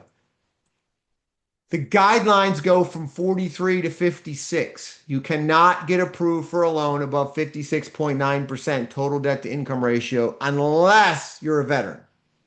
Everyone else, you're capped at 56.9. So if this is not a veteran, would they qualify for this loan? Yes or no? If they're at 60 and they can't go above 56.9, will they qualify? Nope. Hard no. No way around it. And this is where horror stories happen because they're working with a loan officer who does not know how to calculate this correctly, or they don't know how to calculate the income correctly, or they miss some debts or whatever. And you go from being pre-approved to, sorry, you are denied and it's 2 weeks from closing and go find a place to live, have a nice life. Okay? That's why it matters who you work with. To be good at calculating all of this from all the different ways to get paid, you know how long it takes to be very good at calculating this for a loan officer? Anyone have an idea? How much experience you need looking at files to be good at this? Anyone know? 2 to 5 years, depending on how many you're looking at. If you want it to be 2 years, you really need to be looking at 10 to 20 loans that close a month. Most loan officers close 1 to 2 loans a month. That's why it takes them 5 years to be good at this. So, how do you know how long your lender's been doing mortgages? Does anybody know? Anybody know how you find out how long your lender's been doing this? Nobody? Do you guys want to know? Or do you want me to Yes. keep going? So I can show you if you want, real quick. Yeah, okay, Yes. someone's yeah. All right, good. Okay, guys, I don't do stuff if you don't need it. All right, there's this website. You can just type into Google NMLS lookup, and it'll take you to this site. This is run by the National Mortgage Licensing System. So you can just put their name in. So let's look me up, see how long I've been doing this, and see if I'm full of crap or not. All right, so my full name, John Richard Thomas. I know, exciting middle name. You have to check the box. You have to put in. All right, let's see if they find me. Oh, look, right here, John Richard Thomas. Tells you I work for Primary Residential Mortgage. Here's all my mortgage licenses. And, oh, look, I've been doing loans since, 2009 at Primary Residential Mortgage. Now, that's not my total years, but that's how long I've been at this company doing loans. So if you go to I think you can get my full employment history. You can click on the, full. Okay, here you go. Full, just click that, drops it down. You can see I used to be a teacher. And I started in mortgages in 04. MLS lookup is what I would type in. I'll put it in here. NMLS Look up.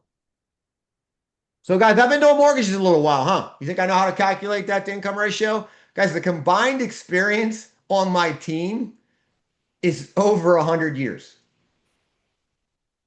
It's over 100 years of combined mortgage experience. So if you look this up and your loan officer's been licensed for 3 years, I'm just saying, I wouldn't do it. All right. Just like, guys, I got money. If you want to be my financial planner, you know what the first thing I'm going to ask you to show me is? Every rich person will do this. If you're a financial planner and you want to manage my money, I'm going to ask you about something, about you.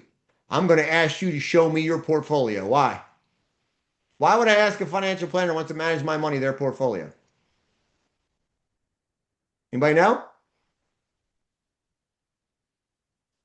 If it ain't bigger than mine, what the hell you got doing managing my money? If your portfolio is not bigger than mine, why would I let you manage my money? Now, I want to see theirs because, if you can't do it for yourself, you ain't doing it for me. If you got 100 grand in the bank and you want to manage my money, nope, sorry, not happening. It's not happening. So, guys, I'm telling you how to buy real estate. What should you guys ask me? What should you guys ask me? I'm telling you how to buy real estate. You probably should ask me if I own any real estate. But no one asked me, so we'll keep going. All right, 3 deciding factors to buying a home. This is what determines whether you get a yes or a no. We're going to look at your income and employment, your assets, and your credit. So let's talk about this. I want you guys to understand what the loan underwriter is looking at when they look at your file so you can do things right, not wrong, to help yourself. So they're going to look for steady employment. We have to look at everywhere you've worked for the last 2 years. Now, it doesn't have to be at the same place. Okay, that's a myth. You do not have to work at the same place for the last 2 years.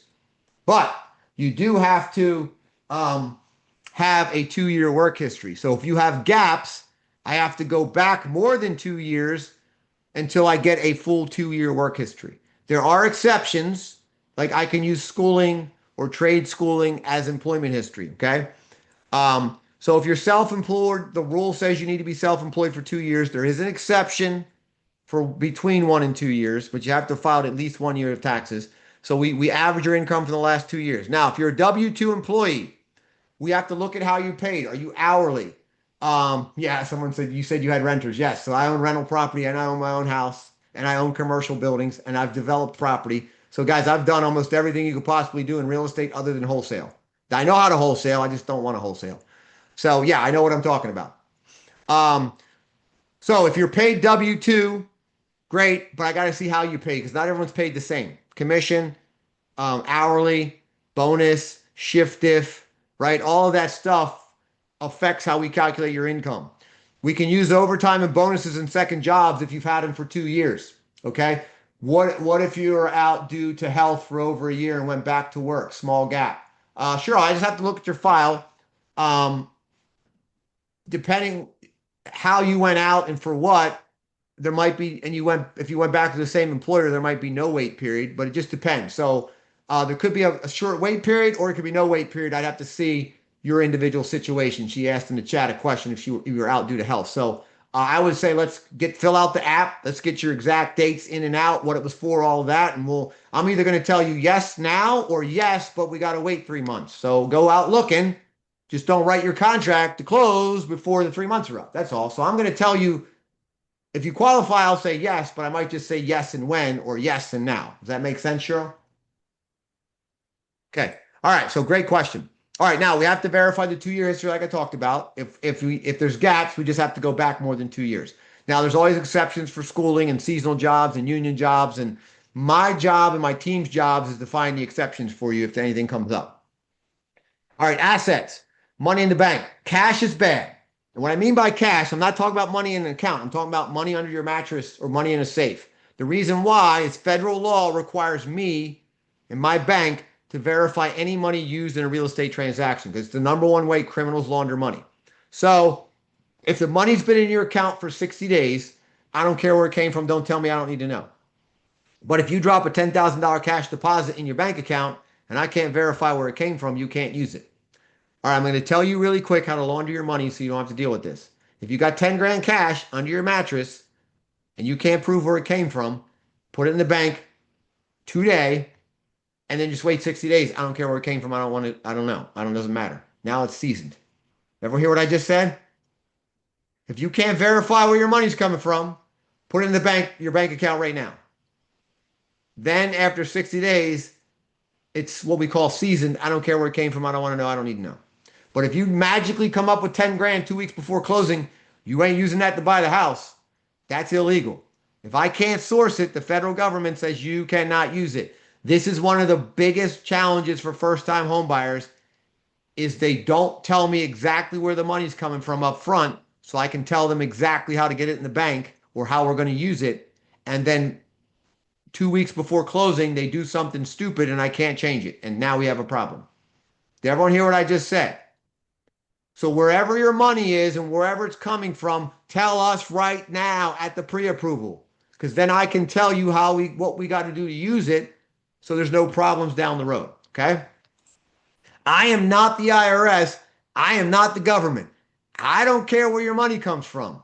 I just need to make sure it's in a position where I can use it. So I will tell you what to do. All right, so I need 2 months of savings, checking, CDs, money market, money in retirement accounts. Almost every retirement account allows you to borrow off of it with no penalty to buy a house. And you do pay interest, but you pay the interest back to yourself. So if you guys have any retirement accounts, your homework is get the most recent statement and find out how much you can borrow to buy a house. All right. Life insurance policies we don't care about unless they have a cash value. If they have a cash value, you can borrow against them or cash them in.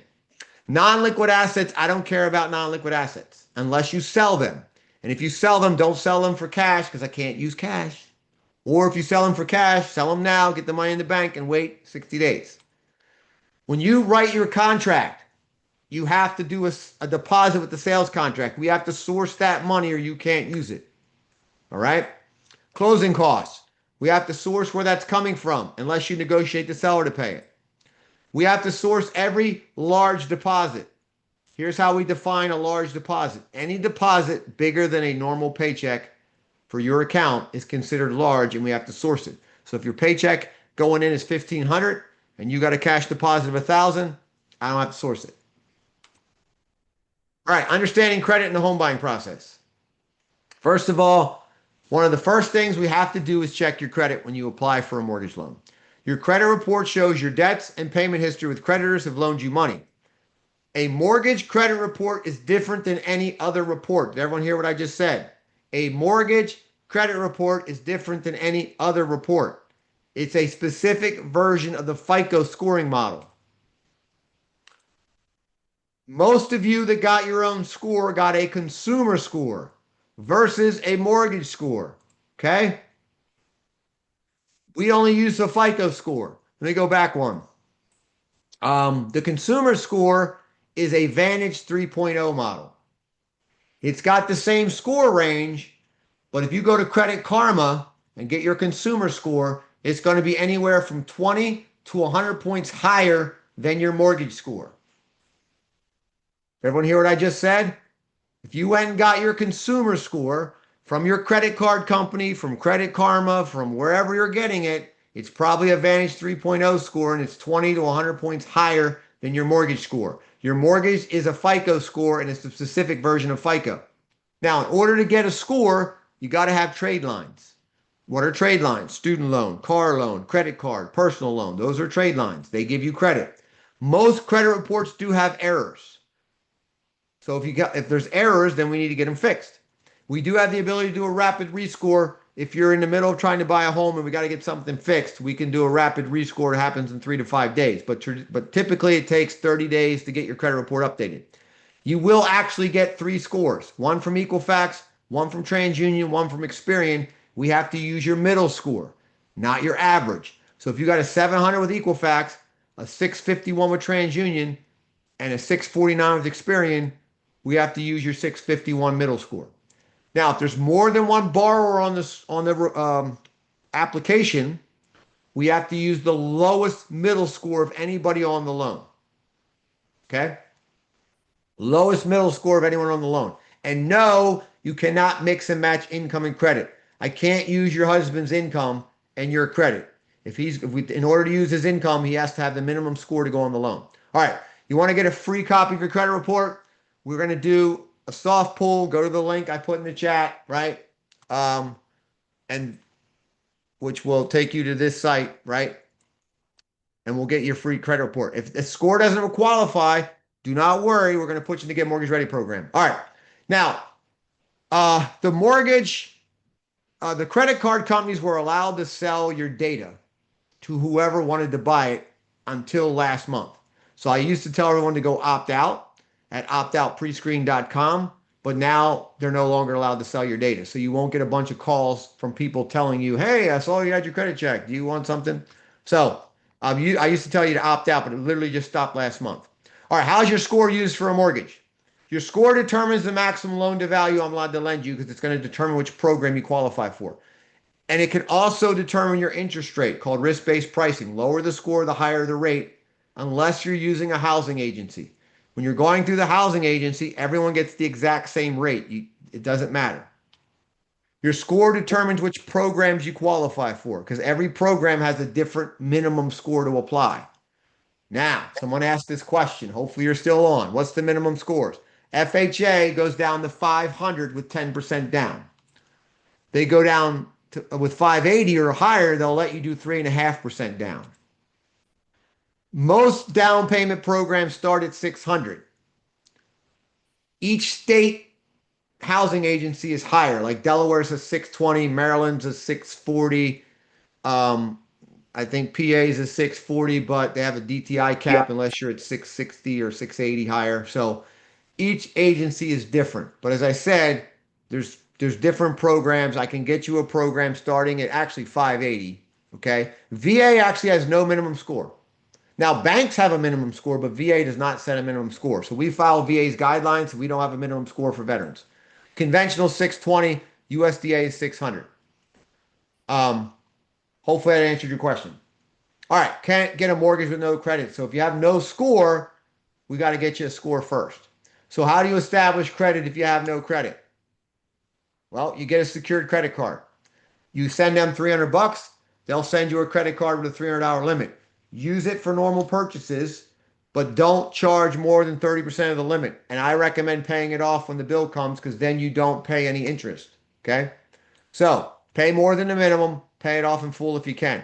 Now, you can get added as a joint applicant, but stay away from authorized user accounts because the underwriter is going to make you come off. Because an authorized user account is borrowing someone else's credit. We know it's not really your credit. And you're trying to manipulate your score. So the underwriter is going to make you come off. So don't even waste your time.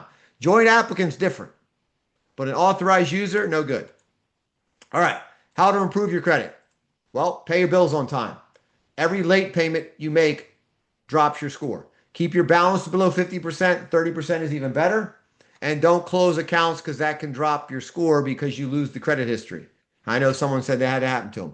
And paying off recent collections or charge-offs could help your score, but I don't want you to go to pay stuff off until we tell you what to pay off.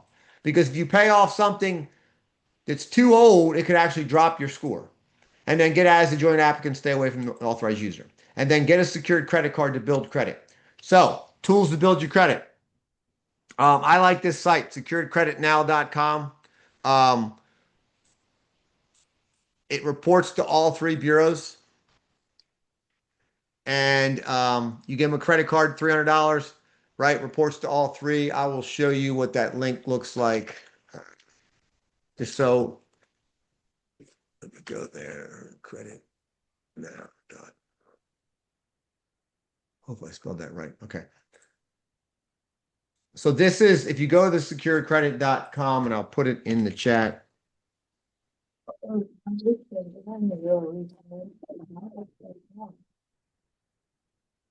All right, so I put it in the chat, it'll look like this, okay? Cool, all right. Now, credit repair, is it legal? Yes. It's regulated by the FTC, but not very well, so there is some scam companies out there. You can repair it yourself.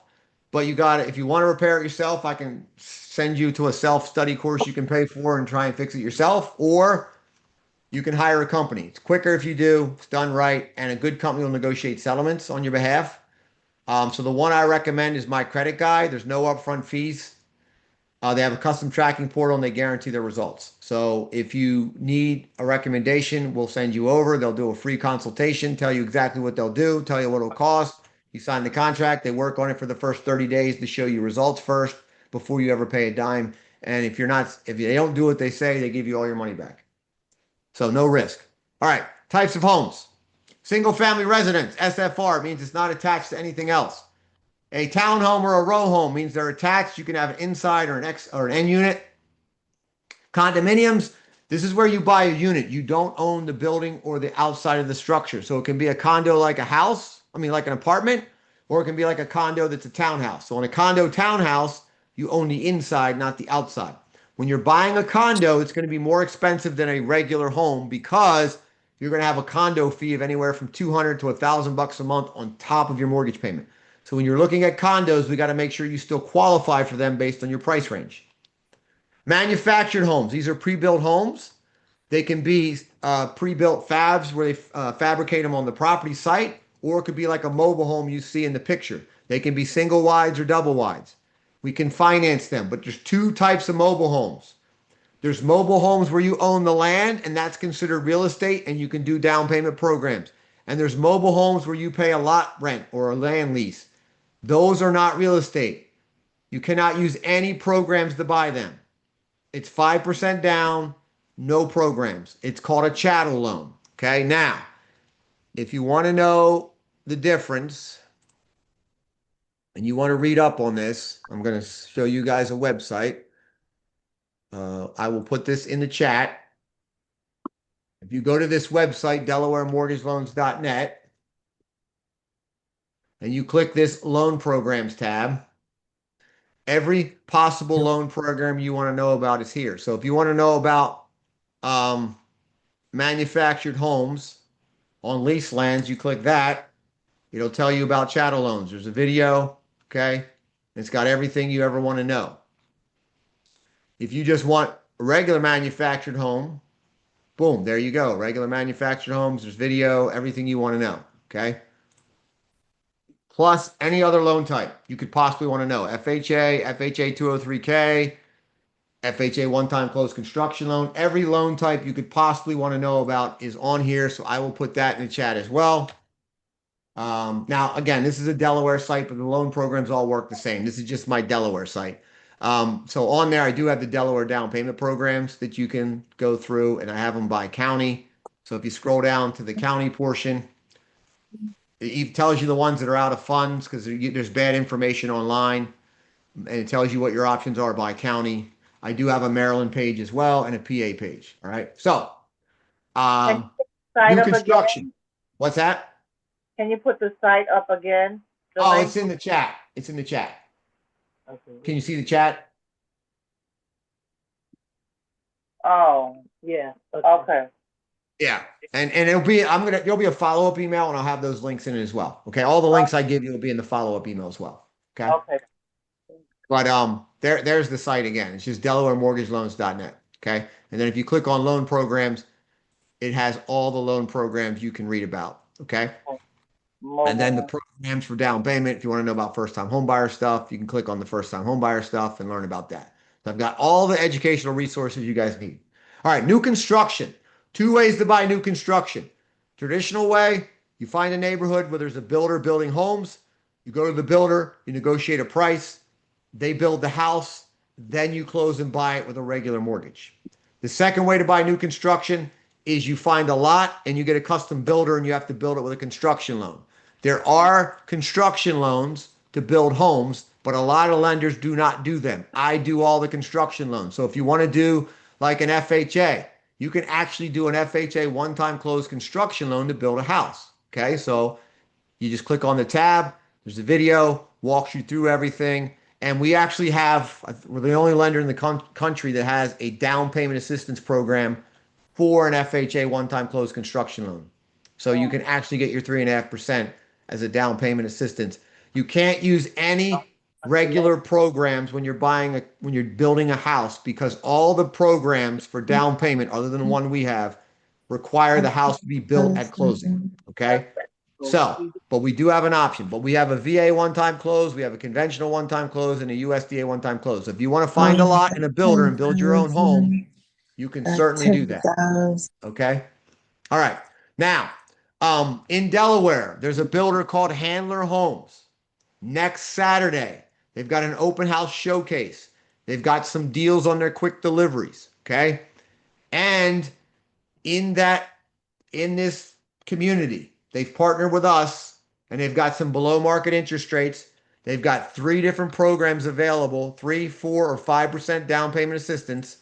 And as their lender partner, we're covering the cost of your appraisal at closing when you buy in this community. So this is in Delaware in Townsend. It's Saturday, April 25th from 12 to 4. You can go out there. You can tour the model homes. You can get the prices. You can work up some numbers, yada, yada. I would suggest if you want to go, fill out the app. So let's get you, see if you qualify before next weekend. They've got 2 communities that they're doing the open house at. The Preserves at Robinson Farms,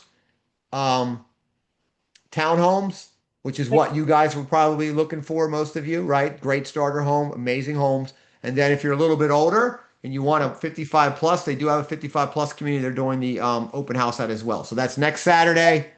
Dave Macy's the sales manager. He will be there. They've got some specific programs to help you guys with financing. And they do have a special program called the Newcastle County Workforce Housing. I think they have one of those houses. That is a program for people under a certain income, and the price is below the market price for the community to buy a home. So it's a special program called Newcastle County Workforce Housing. I am one of the few lenders that does that program as well. So great opportunity this next weekend, the 25th. Okay. Different loan types. You can get a fixed rate or an adjustable rate. Guys, you're getting a fixed rate as a first-time home buyer. You are not playing with adjustable rate mortgages. You're not going to do interest only, but it's available as a strategy later down. 30-year, 15-year. I want you getting a 30-year because I want your payment as cheap as possible, because I want you to take your money and what? Invest it. Okay. Now, second mortgages, they can be fixed seconds or HELOCs. Some of you will get a second mortgage as your down payment assistance. They're done as second mortgages. Some of them have no interest.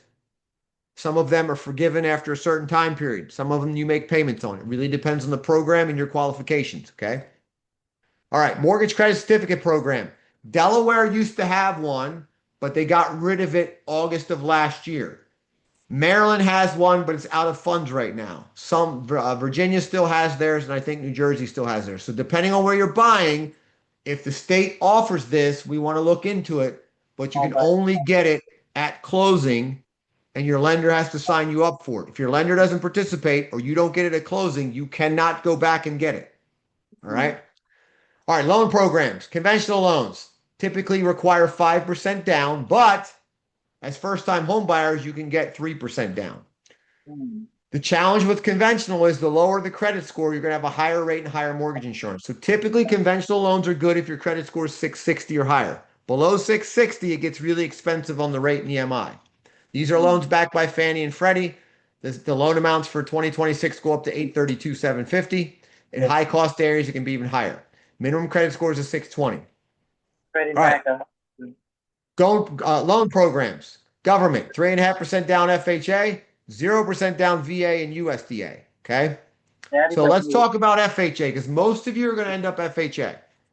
They'll lend you 96.5%. Now the ratio guideline is 3143, but they'll allow you to go all the way up to 4656. That's why a lot of people do FHA. Minimum credit score is 500, but if you're below 580, you got to do 10% down like we talked about. The seller, you can negotiate to pay up to 6% towards your closing costs.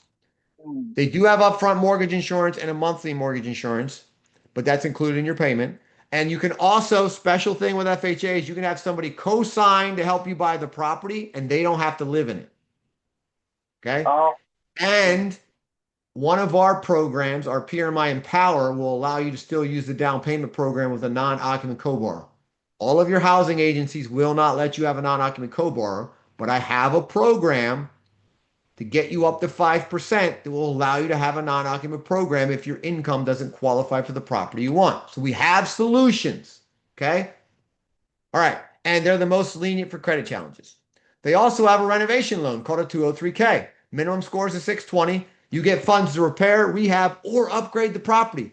You can actually put in an appliance package if you want with a 203K loan. So it's the purchase price plus the money needed to rehab it. You still only need 3.5% down. So it's great for properties that don't meet FHA guidelines. Now, good news.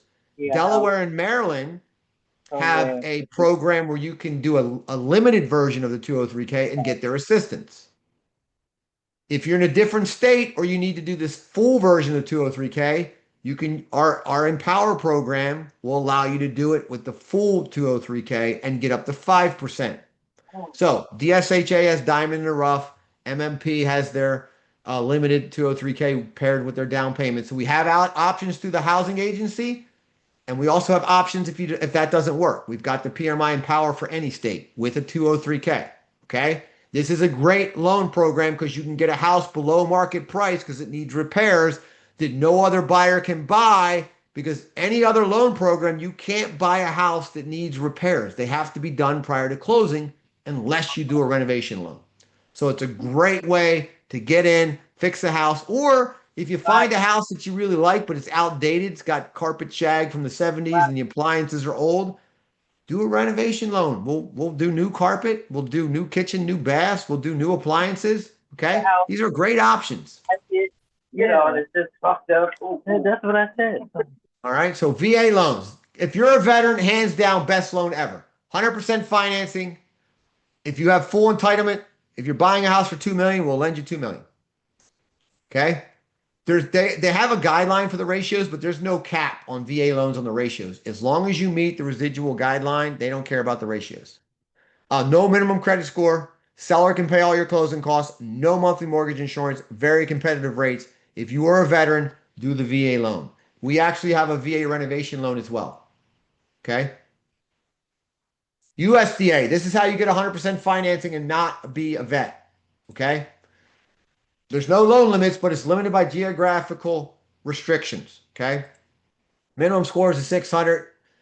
They do have monthly mortgage insurance, and the seller can pay up to 6% towards your closing costs. So I want to show you on I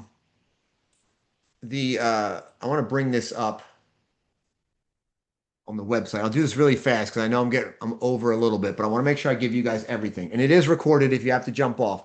But if on the website, like just for a Delaware example, the orange is bad. That means you can't do USDA. So in Newcastle County, if you go down 896, you got to cross Porter Road to be eligible. Then you're good all the way down to Middletown. Middletown's out, Smyrna's out, Dover's out. The entire Sussex County is eligible. But below that last map, so this is if you're buying anywhere, go here, click this link, hit accept, and then put in whatever address you want, and it will tell you if it's eligible.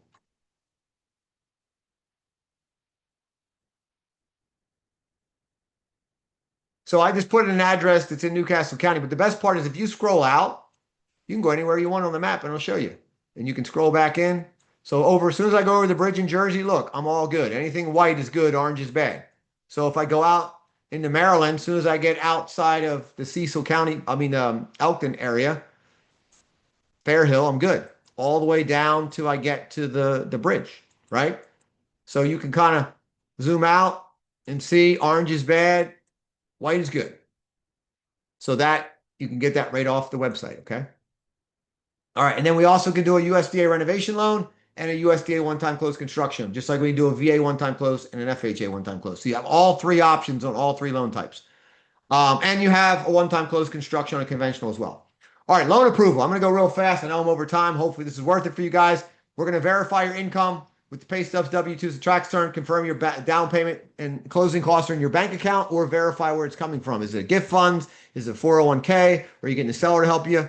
Right? We want to get all that figured out. Clarify any correct errors on your credit report and verify any debts not listed on your credit report to make sure we're counting them against you. We don't want any surprises because everything that you owe people is somewhere online. It will come up prior to closing. So you're better off telling me about tax liens and judgments and anything that you're paying on up front, even if it's not on your credit, because it will come up I would rather deal with it now than a week before closing. All right, understanding mortgages. Paying your mortgage. Your mortgage payment is PITI plus MI if the loan program makes you pay mortgage insurance. So what does this break it down? Principal is paying back the money you borrowed. Interest is paying the cost to borrow the money.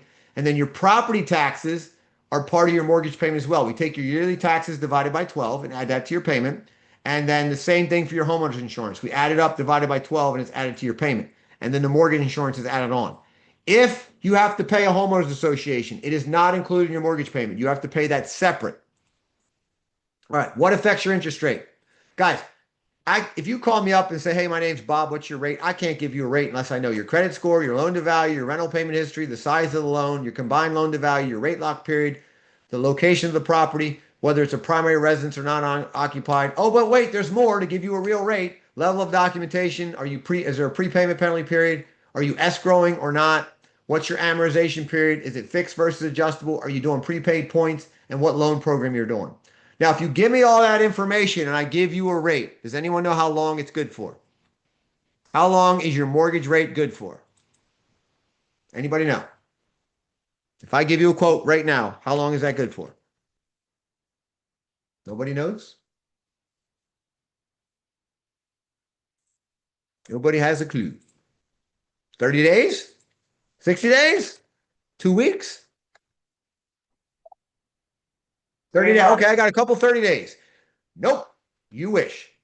Now, we're talking about a rate quote. When I give you a rate quote, how long is it good for? So what I have on the screen is called a bond chart. Your mortgage is a bond that's bought and sold in the bond market.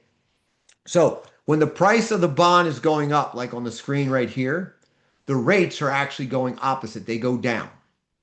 But when the bond goes down, like right here, when it's sold off, so this is a service I pay for. I got a lock alert to lock people's rates because it was going to get worse, and it did. The bond sold off, rates went up.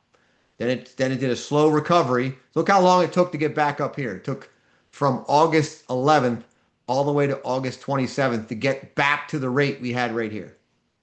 Then it went down again, then it went back up. So if you called me right here, which is like August 1st, and got a rate quote, and then you called somebody else August, 10th, and got a rate quote, my quote would be better than theirs. But the bad news is if you called me back on the 11th, I don't have that rate anymore because it wasn't locked.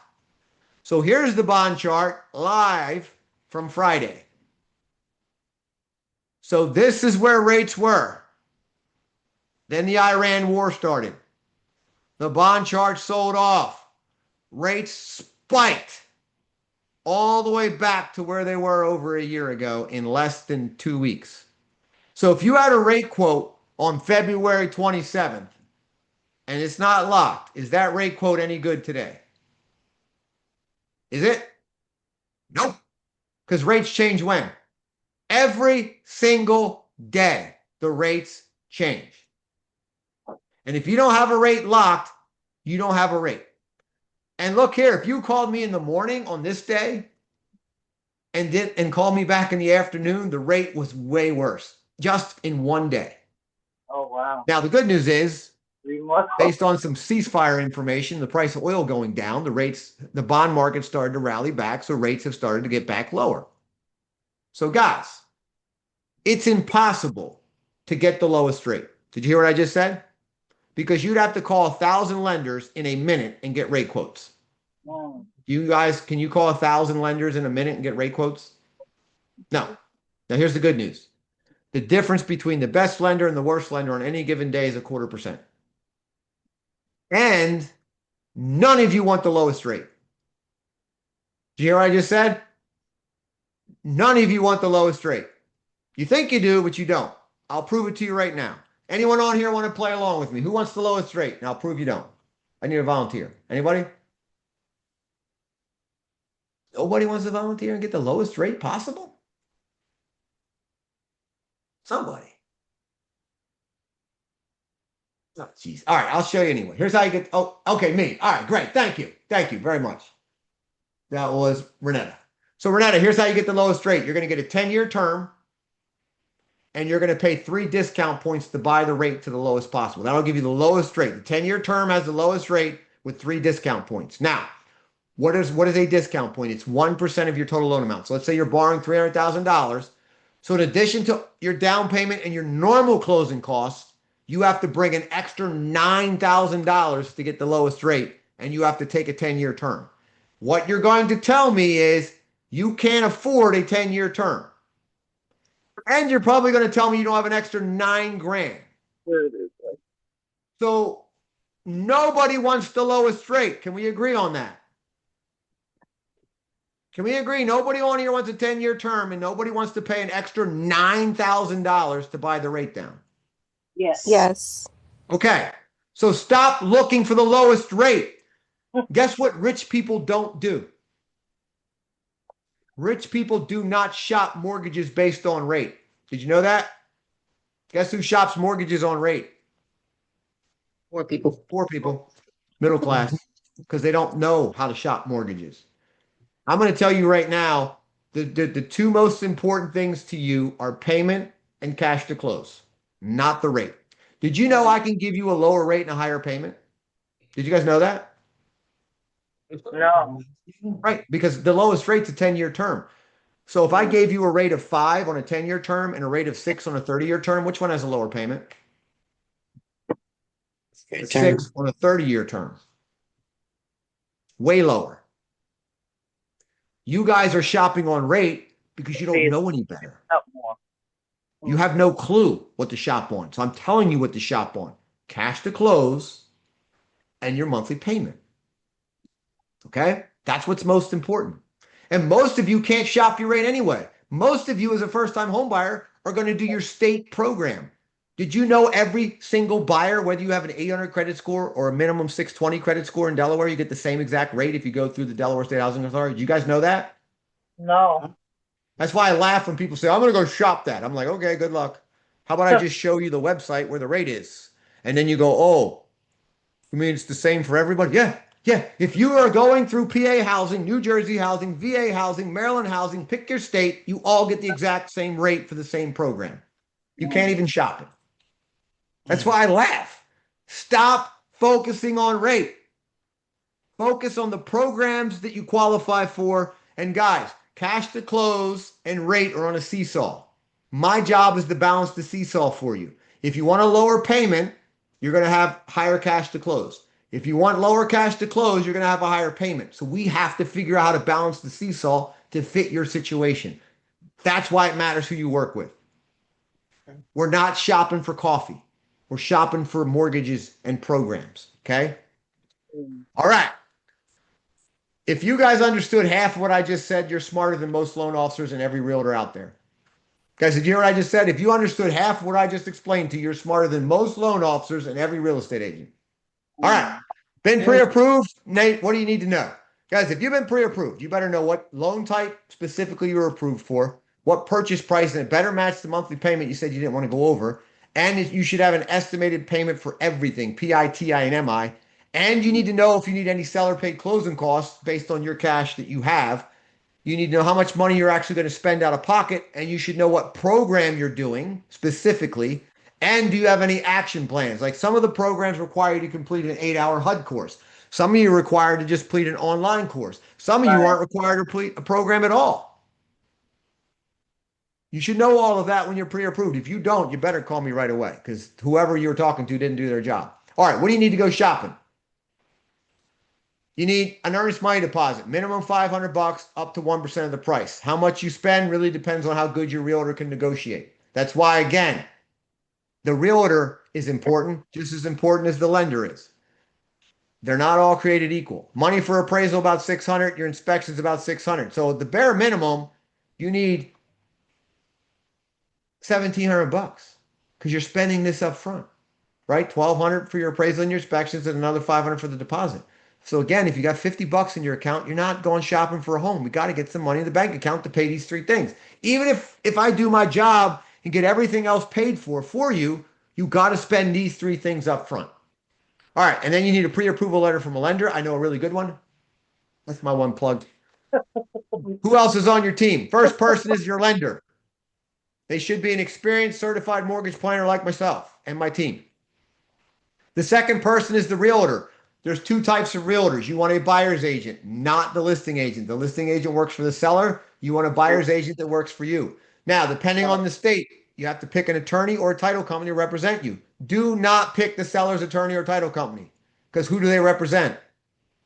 Seller. The seller. You don't want a conflict of interest. The appraiser, you don't have a choice on. We have to do that independently through a third-party company. We're not allowed to know who the appraiser is till after it's done. But the home inspector works for you. And guys, I want to talk about price versus value because no one has this conversation and they need to understand price versus value. And poor people and rich people think about price and value completely opposite. So I want to talk about coffee. Poor people shop coffee on value, and they shop services and expensive stuff on price. Rich people do the opposite. They shop cheap stuff on price and expensive stuff on value. So let me give you an example. If you are buying Starbucks, you do not care about the price, do you? Because you are overpaying for coffee 100 times what it's worth. You understand that when you buy a Starbucks for $5 or $8. And you're happy to do it because you attach value to that coffee. When on Tuesday, you can go to Wawa with your little Wawa card. And how much is the coffee on Tuesday at Wawa with your little Wawa card? Wow. But meanwhile, free, to put some right? money in Free. Yep, free. So if you're not, but again, so rich people shop based on cheap stuff on price, expensive stuff on value. Poor people do the opposite. So a rich person does not go online and shop for insurance or mortgages. They do not compare home inspectors by price. You don't want to compare home inspectors by price. Why?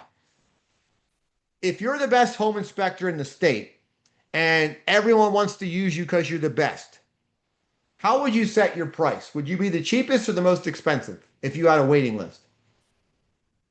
What would you do? Would you be the cheapest? Everybody wants to use you because you're the best. Would you be the cheapest? No. Well, way in hell you'd be the cheapest. You'd be the most expensive because you're the best. Guess who the cheapest home inspector is? The brand new guy with no business. So the only way he can compete is to compete on what? Price. So why would you pick the cheapest home inspector? If he misses, you need a new roof. That's $10,000 to $20,000. If he misses, you need a new hot water heater. That's $1,500.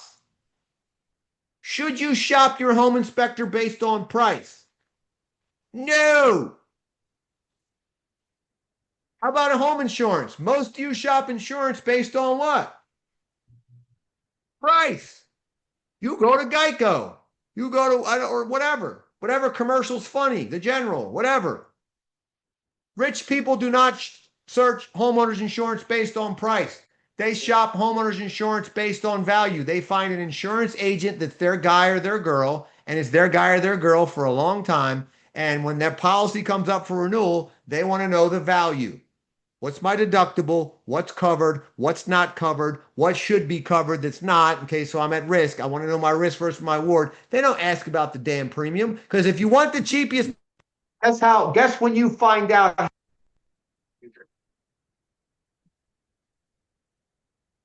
You guys know when you find out how good your insurance is? When you have need a claim, it.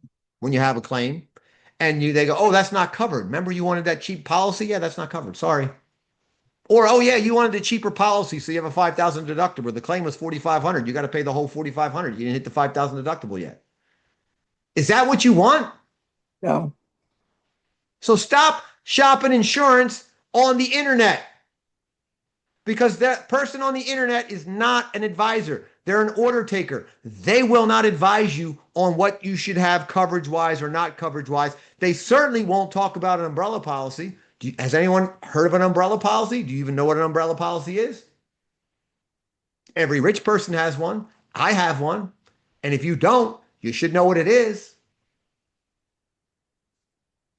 What is it? Okay, housing counselor. I don't know if you need a housing counselor yet. It depends on which program we put you in. And some programs require a specific housing counselor or some require one in a specific area. So please do not go out and take a housing counselor class and pay the money. You may not even need it, or you may take the wrong one. Okay. So don't go out. We will let you know if you need counseling and we'll give you the list. Okay. Of what works for your program. Okay. Once you're approved, it's time to go shopping. Now here's the fun part. Okay. Step 1, contact the real estate agent, but do not call the listing agent. They work for the seller. You want to get a buyer's agent that's going to work for you and negotiate against the seller. And a good buyer's agent is going to negotiate the seller to pay your commission. Their commission, I mean. Guys, there was a law passed that the commissions now have to be transparent, and you have to sign an agreement with your buyer's agent, and they have to disclose what their commission is, and then they have to tell you if they're negotiating the seller to pay it or you're paying it. So get your own buyer's agent. The first thing they should ask for is the pre-approval letter. Now, if you don't have a pre-approval letter when they asked you, this is what they should say. You might want to write this down. This is how you know you got a good agent. This is a really good agent will say this. Call John. Come on, guys. That was funny. Jeez, you got it tough. All right. Then they're going to do an interview. So you want to have things figured out before you meet with the agent. Like, where do you want to be? Where do you want to live? What school district? How many bedrooms? How many baths? Right? So that they can narrow down your search. So come up with your wish list and come up with your needs list. All right. The more specific you can be, the more they can narrow your search down, because you don't want to you don't want to waste time looking at homes that you're not going to like. And then the one you would like sells, goes under contract while you're looking at the wrong home. Does that make sense? So September 16th, the law said you have to sign a buyer's agency agreement before you can tour homes. It protects you and the agent. It locks that agent in that they have to negotiate in your best interest. And it locks you in to using that agent per the agreement to force the agent. So it's like a two-way street. Does that make sense? Now, you can sign an agreement for one house to go look at one house. You can do a one house agreement, or you can do an agreement for a month or whatever, but you have to have an agreement signed before you look at a house. It's the law. Now, here's what I want to talk about agents. They're just like mortgage lenders. And if you've been an agent for 2 years and someone else has been an agent for 30 years, well, not the years, it's houses. So if you have an agent selling 24 houses a year and one selling one house a year, who do you think is going to be a better negotiator? The one selling 30 versus the one selling one, because they negotiate more. If an agent tells you you can't get seller paid closing costs and you have to pay their commission, the seller can't, fire them. Do you hear what I just said?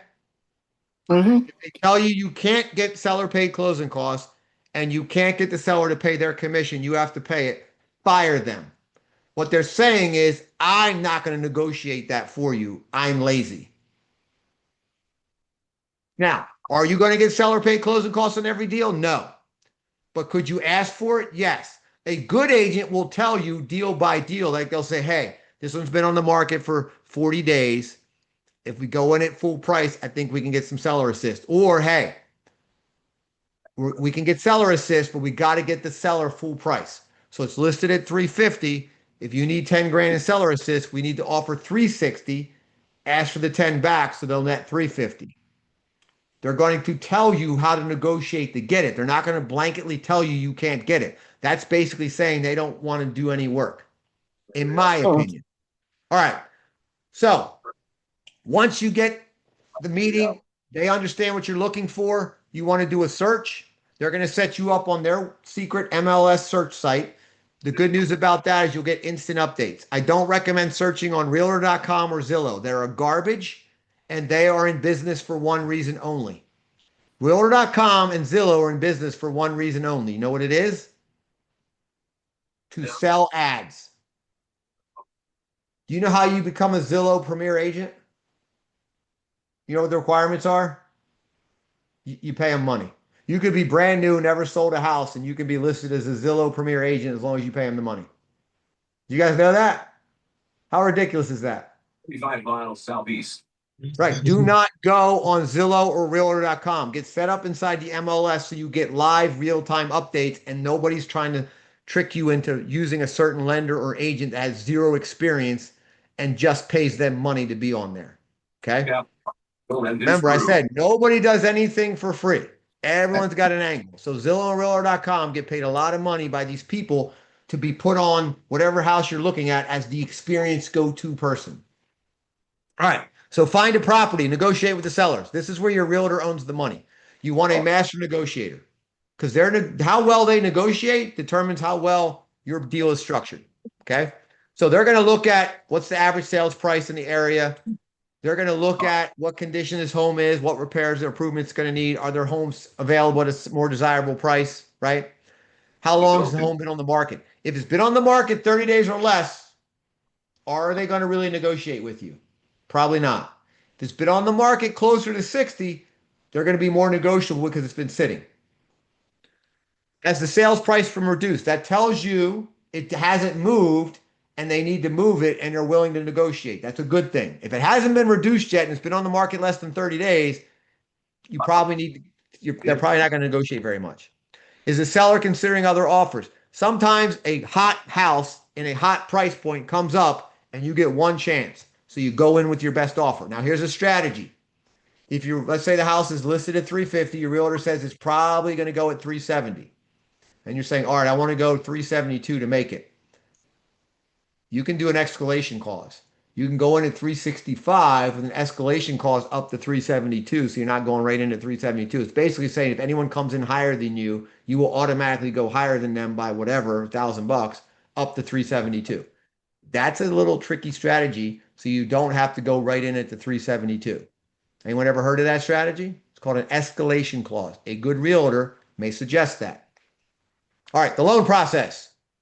Once your offer is accepted, it moves to the process. They're going to deposit that earnest money check we talked about in the listing broker's account. It does not go to the seller. You need to meet with me and my team within 48 hours. It's in the contract to make official mortgage application. And you don't want to waste time. Once you make application, then we order the appraisal. You're going to set up the home inspection with your realtor.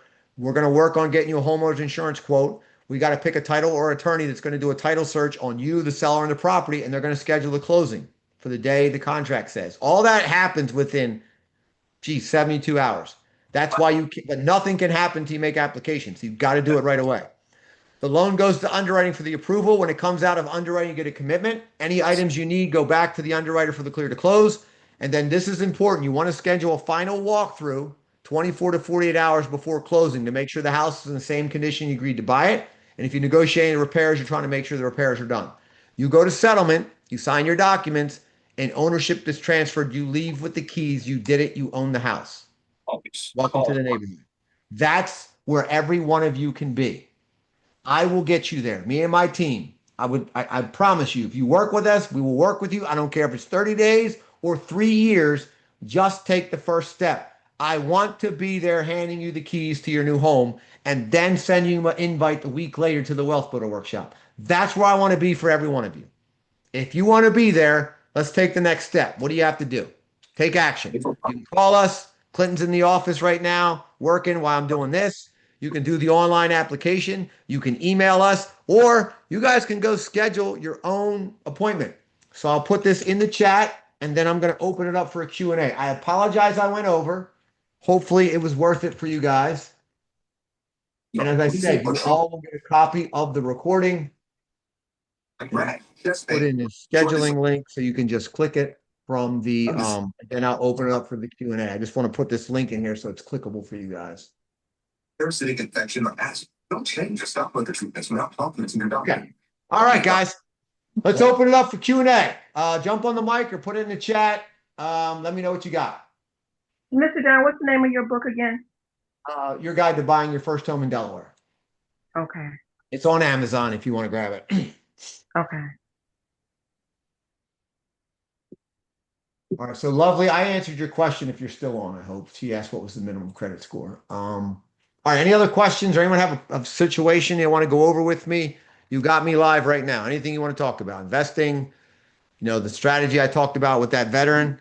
One of the strategies I talk about to get property with little money is every 12 months you can buy a new primary residence. So every 12 to 24 months, you could move out, turn that into a rental, and then go buy a new house with another primary residential loan. So over the next, 5 to 8 years, you could end up with 5 houses. And that's all you need. 5 houses paid off in retirement. You're a multimillionaire in real estate, and you've got all this cash flow coming in from the rental. Is there an age limit for first-time buyers? Yes, it's 200. Age 200? Yeah, can't go over 200. Okay.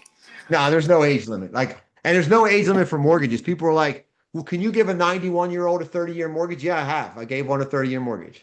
If I didn't give a 91-year-old a 30-year mortgage, you know what that's called? It's called discrimination. It's illegal.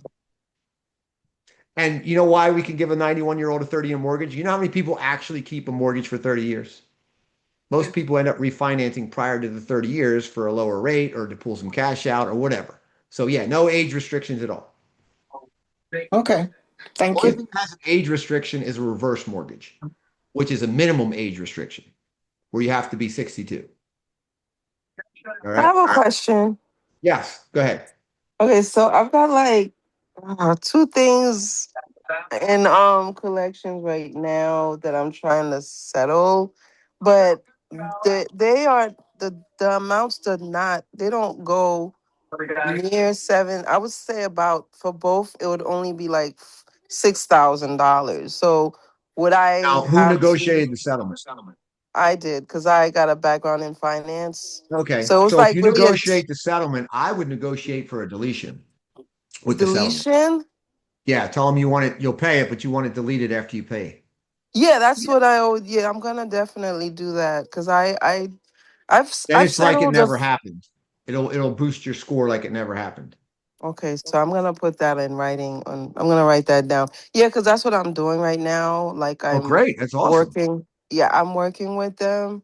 So my husband and I, our income together is like really like it's good. I feel like this is the time to buy the house. So that was the only question I had. I just wanted to tell you about that. Yeah.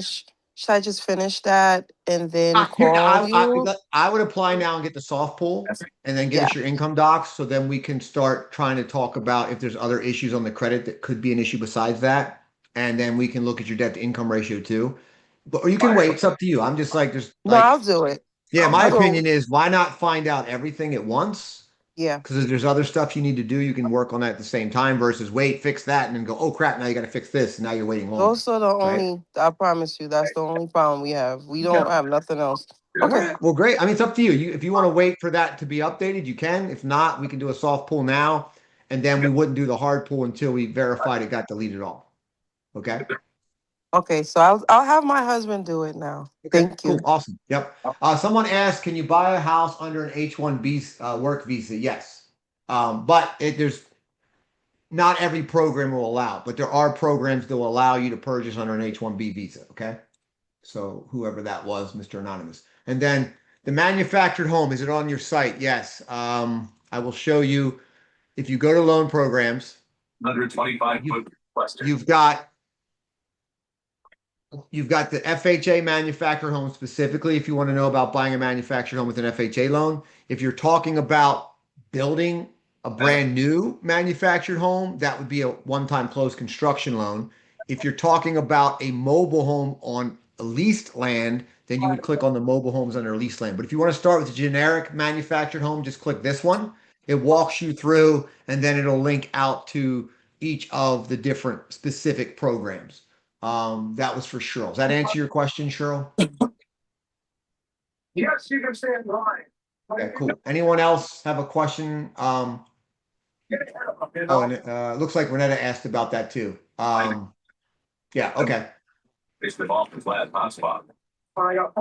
Yeah, so we can do the land home bundles as a one-time closed construction loan. Okay, so everything will be included into one mortgage payment. Yes, on the land bundle, right? When you purchase the land and build the home or have it, yeah. So you'd want to get pre-approved up front and get all your ducks in a row, and then we would work with your home, the builder or the manufacturer. We would work with them up front, get everything figured out. And then what you do on the one-time close is you close on the land and the build all at once. And the money, and then you build, then the house is built.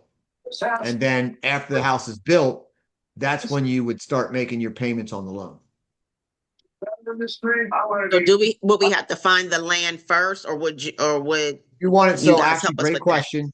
You want to get pre-approved first, then find a builder, because you need the builder before the land, because the builder has to tell you if you can build what you want on that land.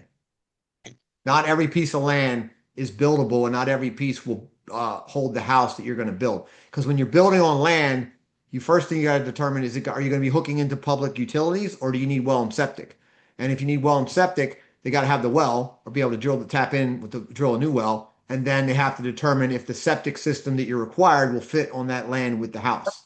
So there's a lot that goes into it. That's why you want to get pre-qualified first, generally, and then go find a builder based on those guidelines to see if a builder can build the house within your pre-approval amount. And then you got to go find the land after that. And if not, then you just switch to buying a pre-built house if it doesn't work that way. Does that answer your question? Hopefully everything hit on the string. Really needed to. All right. Anything else, guys? Before I let you go, enjoy your Saturday. Just fantastic. And it's working. So far, it's working for us.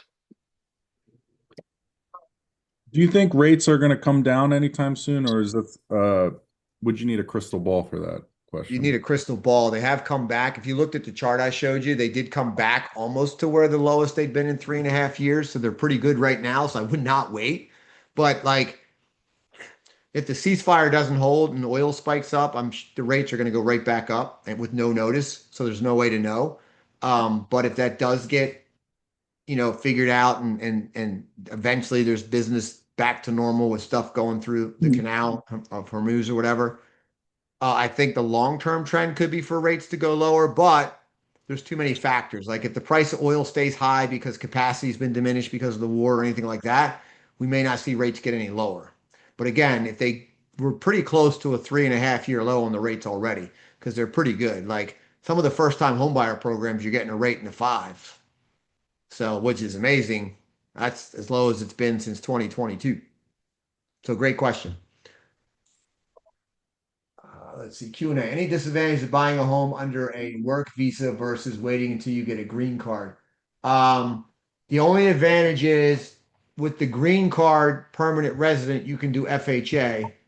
With the visa, you can't do FHA. We have to do conventional VA or a portfolio loan. That's the only difference. So I would see if you can buy now under the visa. And if you can, are you okay with the terms? Because waiting, home prices go up. And if you can't, then we can wait to get the permanent resident card if you have to go FHA. But if you can go conventional, you're fine with the visa. It looks like we got to start moving north. Yeah, keep moving. Any other questions before I'll let you guys go enjoy your Saturday? That's the direction I want to go. All right, guys, take action. I'd love to see every one of you with the keys to your brand new home. I would love to send you the invite to our Wealth Builder Workshop after you get the keys so we can work on your your investments and your 401k and building your wealth. So my team and I are here to help. Go ahead and take action. If you need us, reach out. We're here for you. And again, guys, we do this every month. So if there's anyone else friends, family, that need to see this class, just invite them. All right, we do it every single month. So the next one is May 16th, Saturday, May 16th at 10 a.m. All right, guys, I appreciate you. I hope this was helpful, worth your time. Have an amazing day, an amazing weekend. Thank you.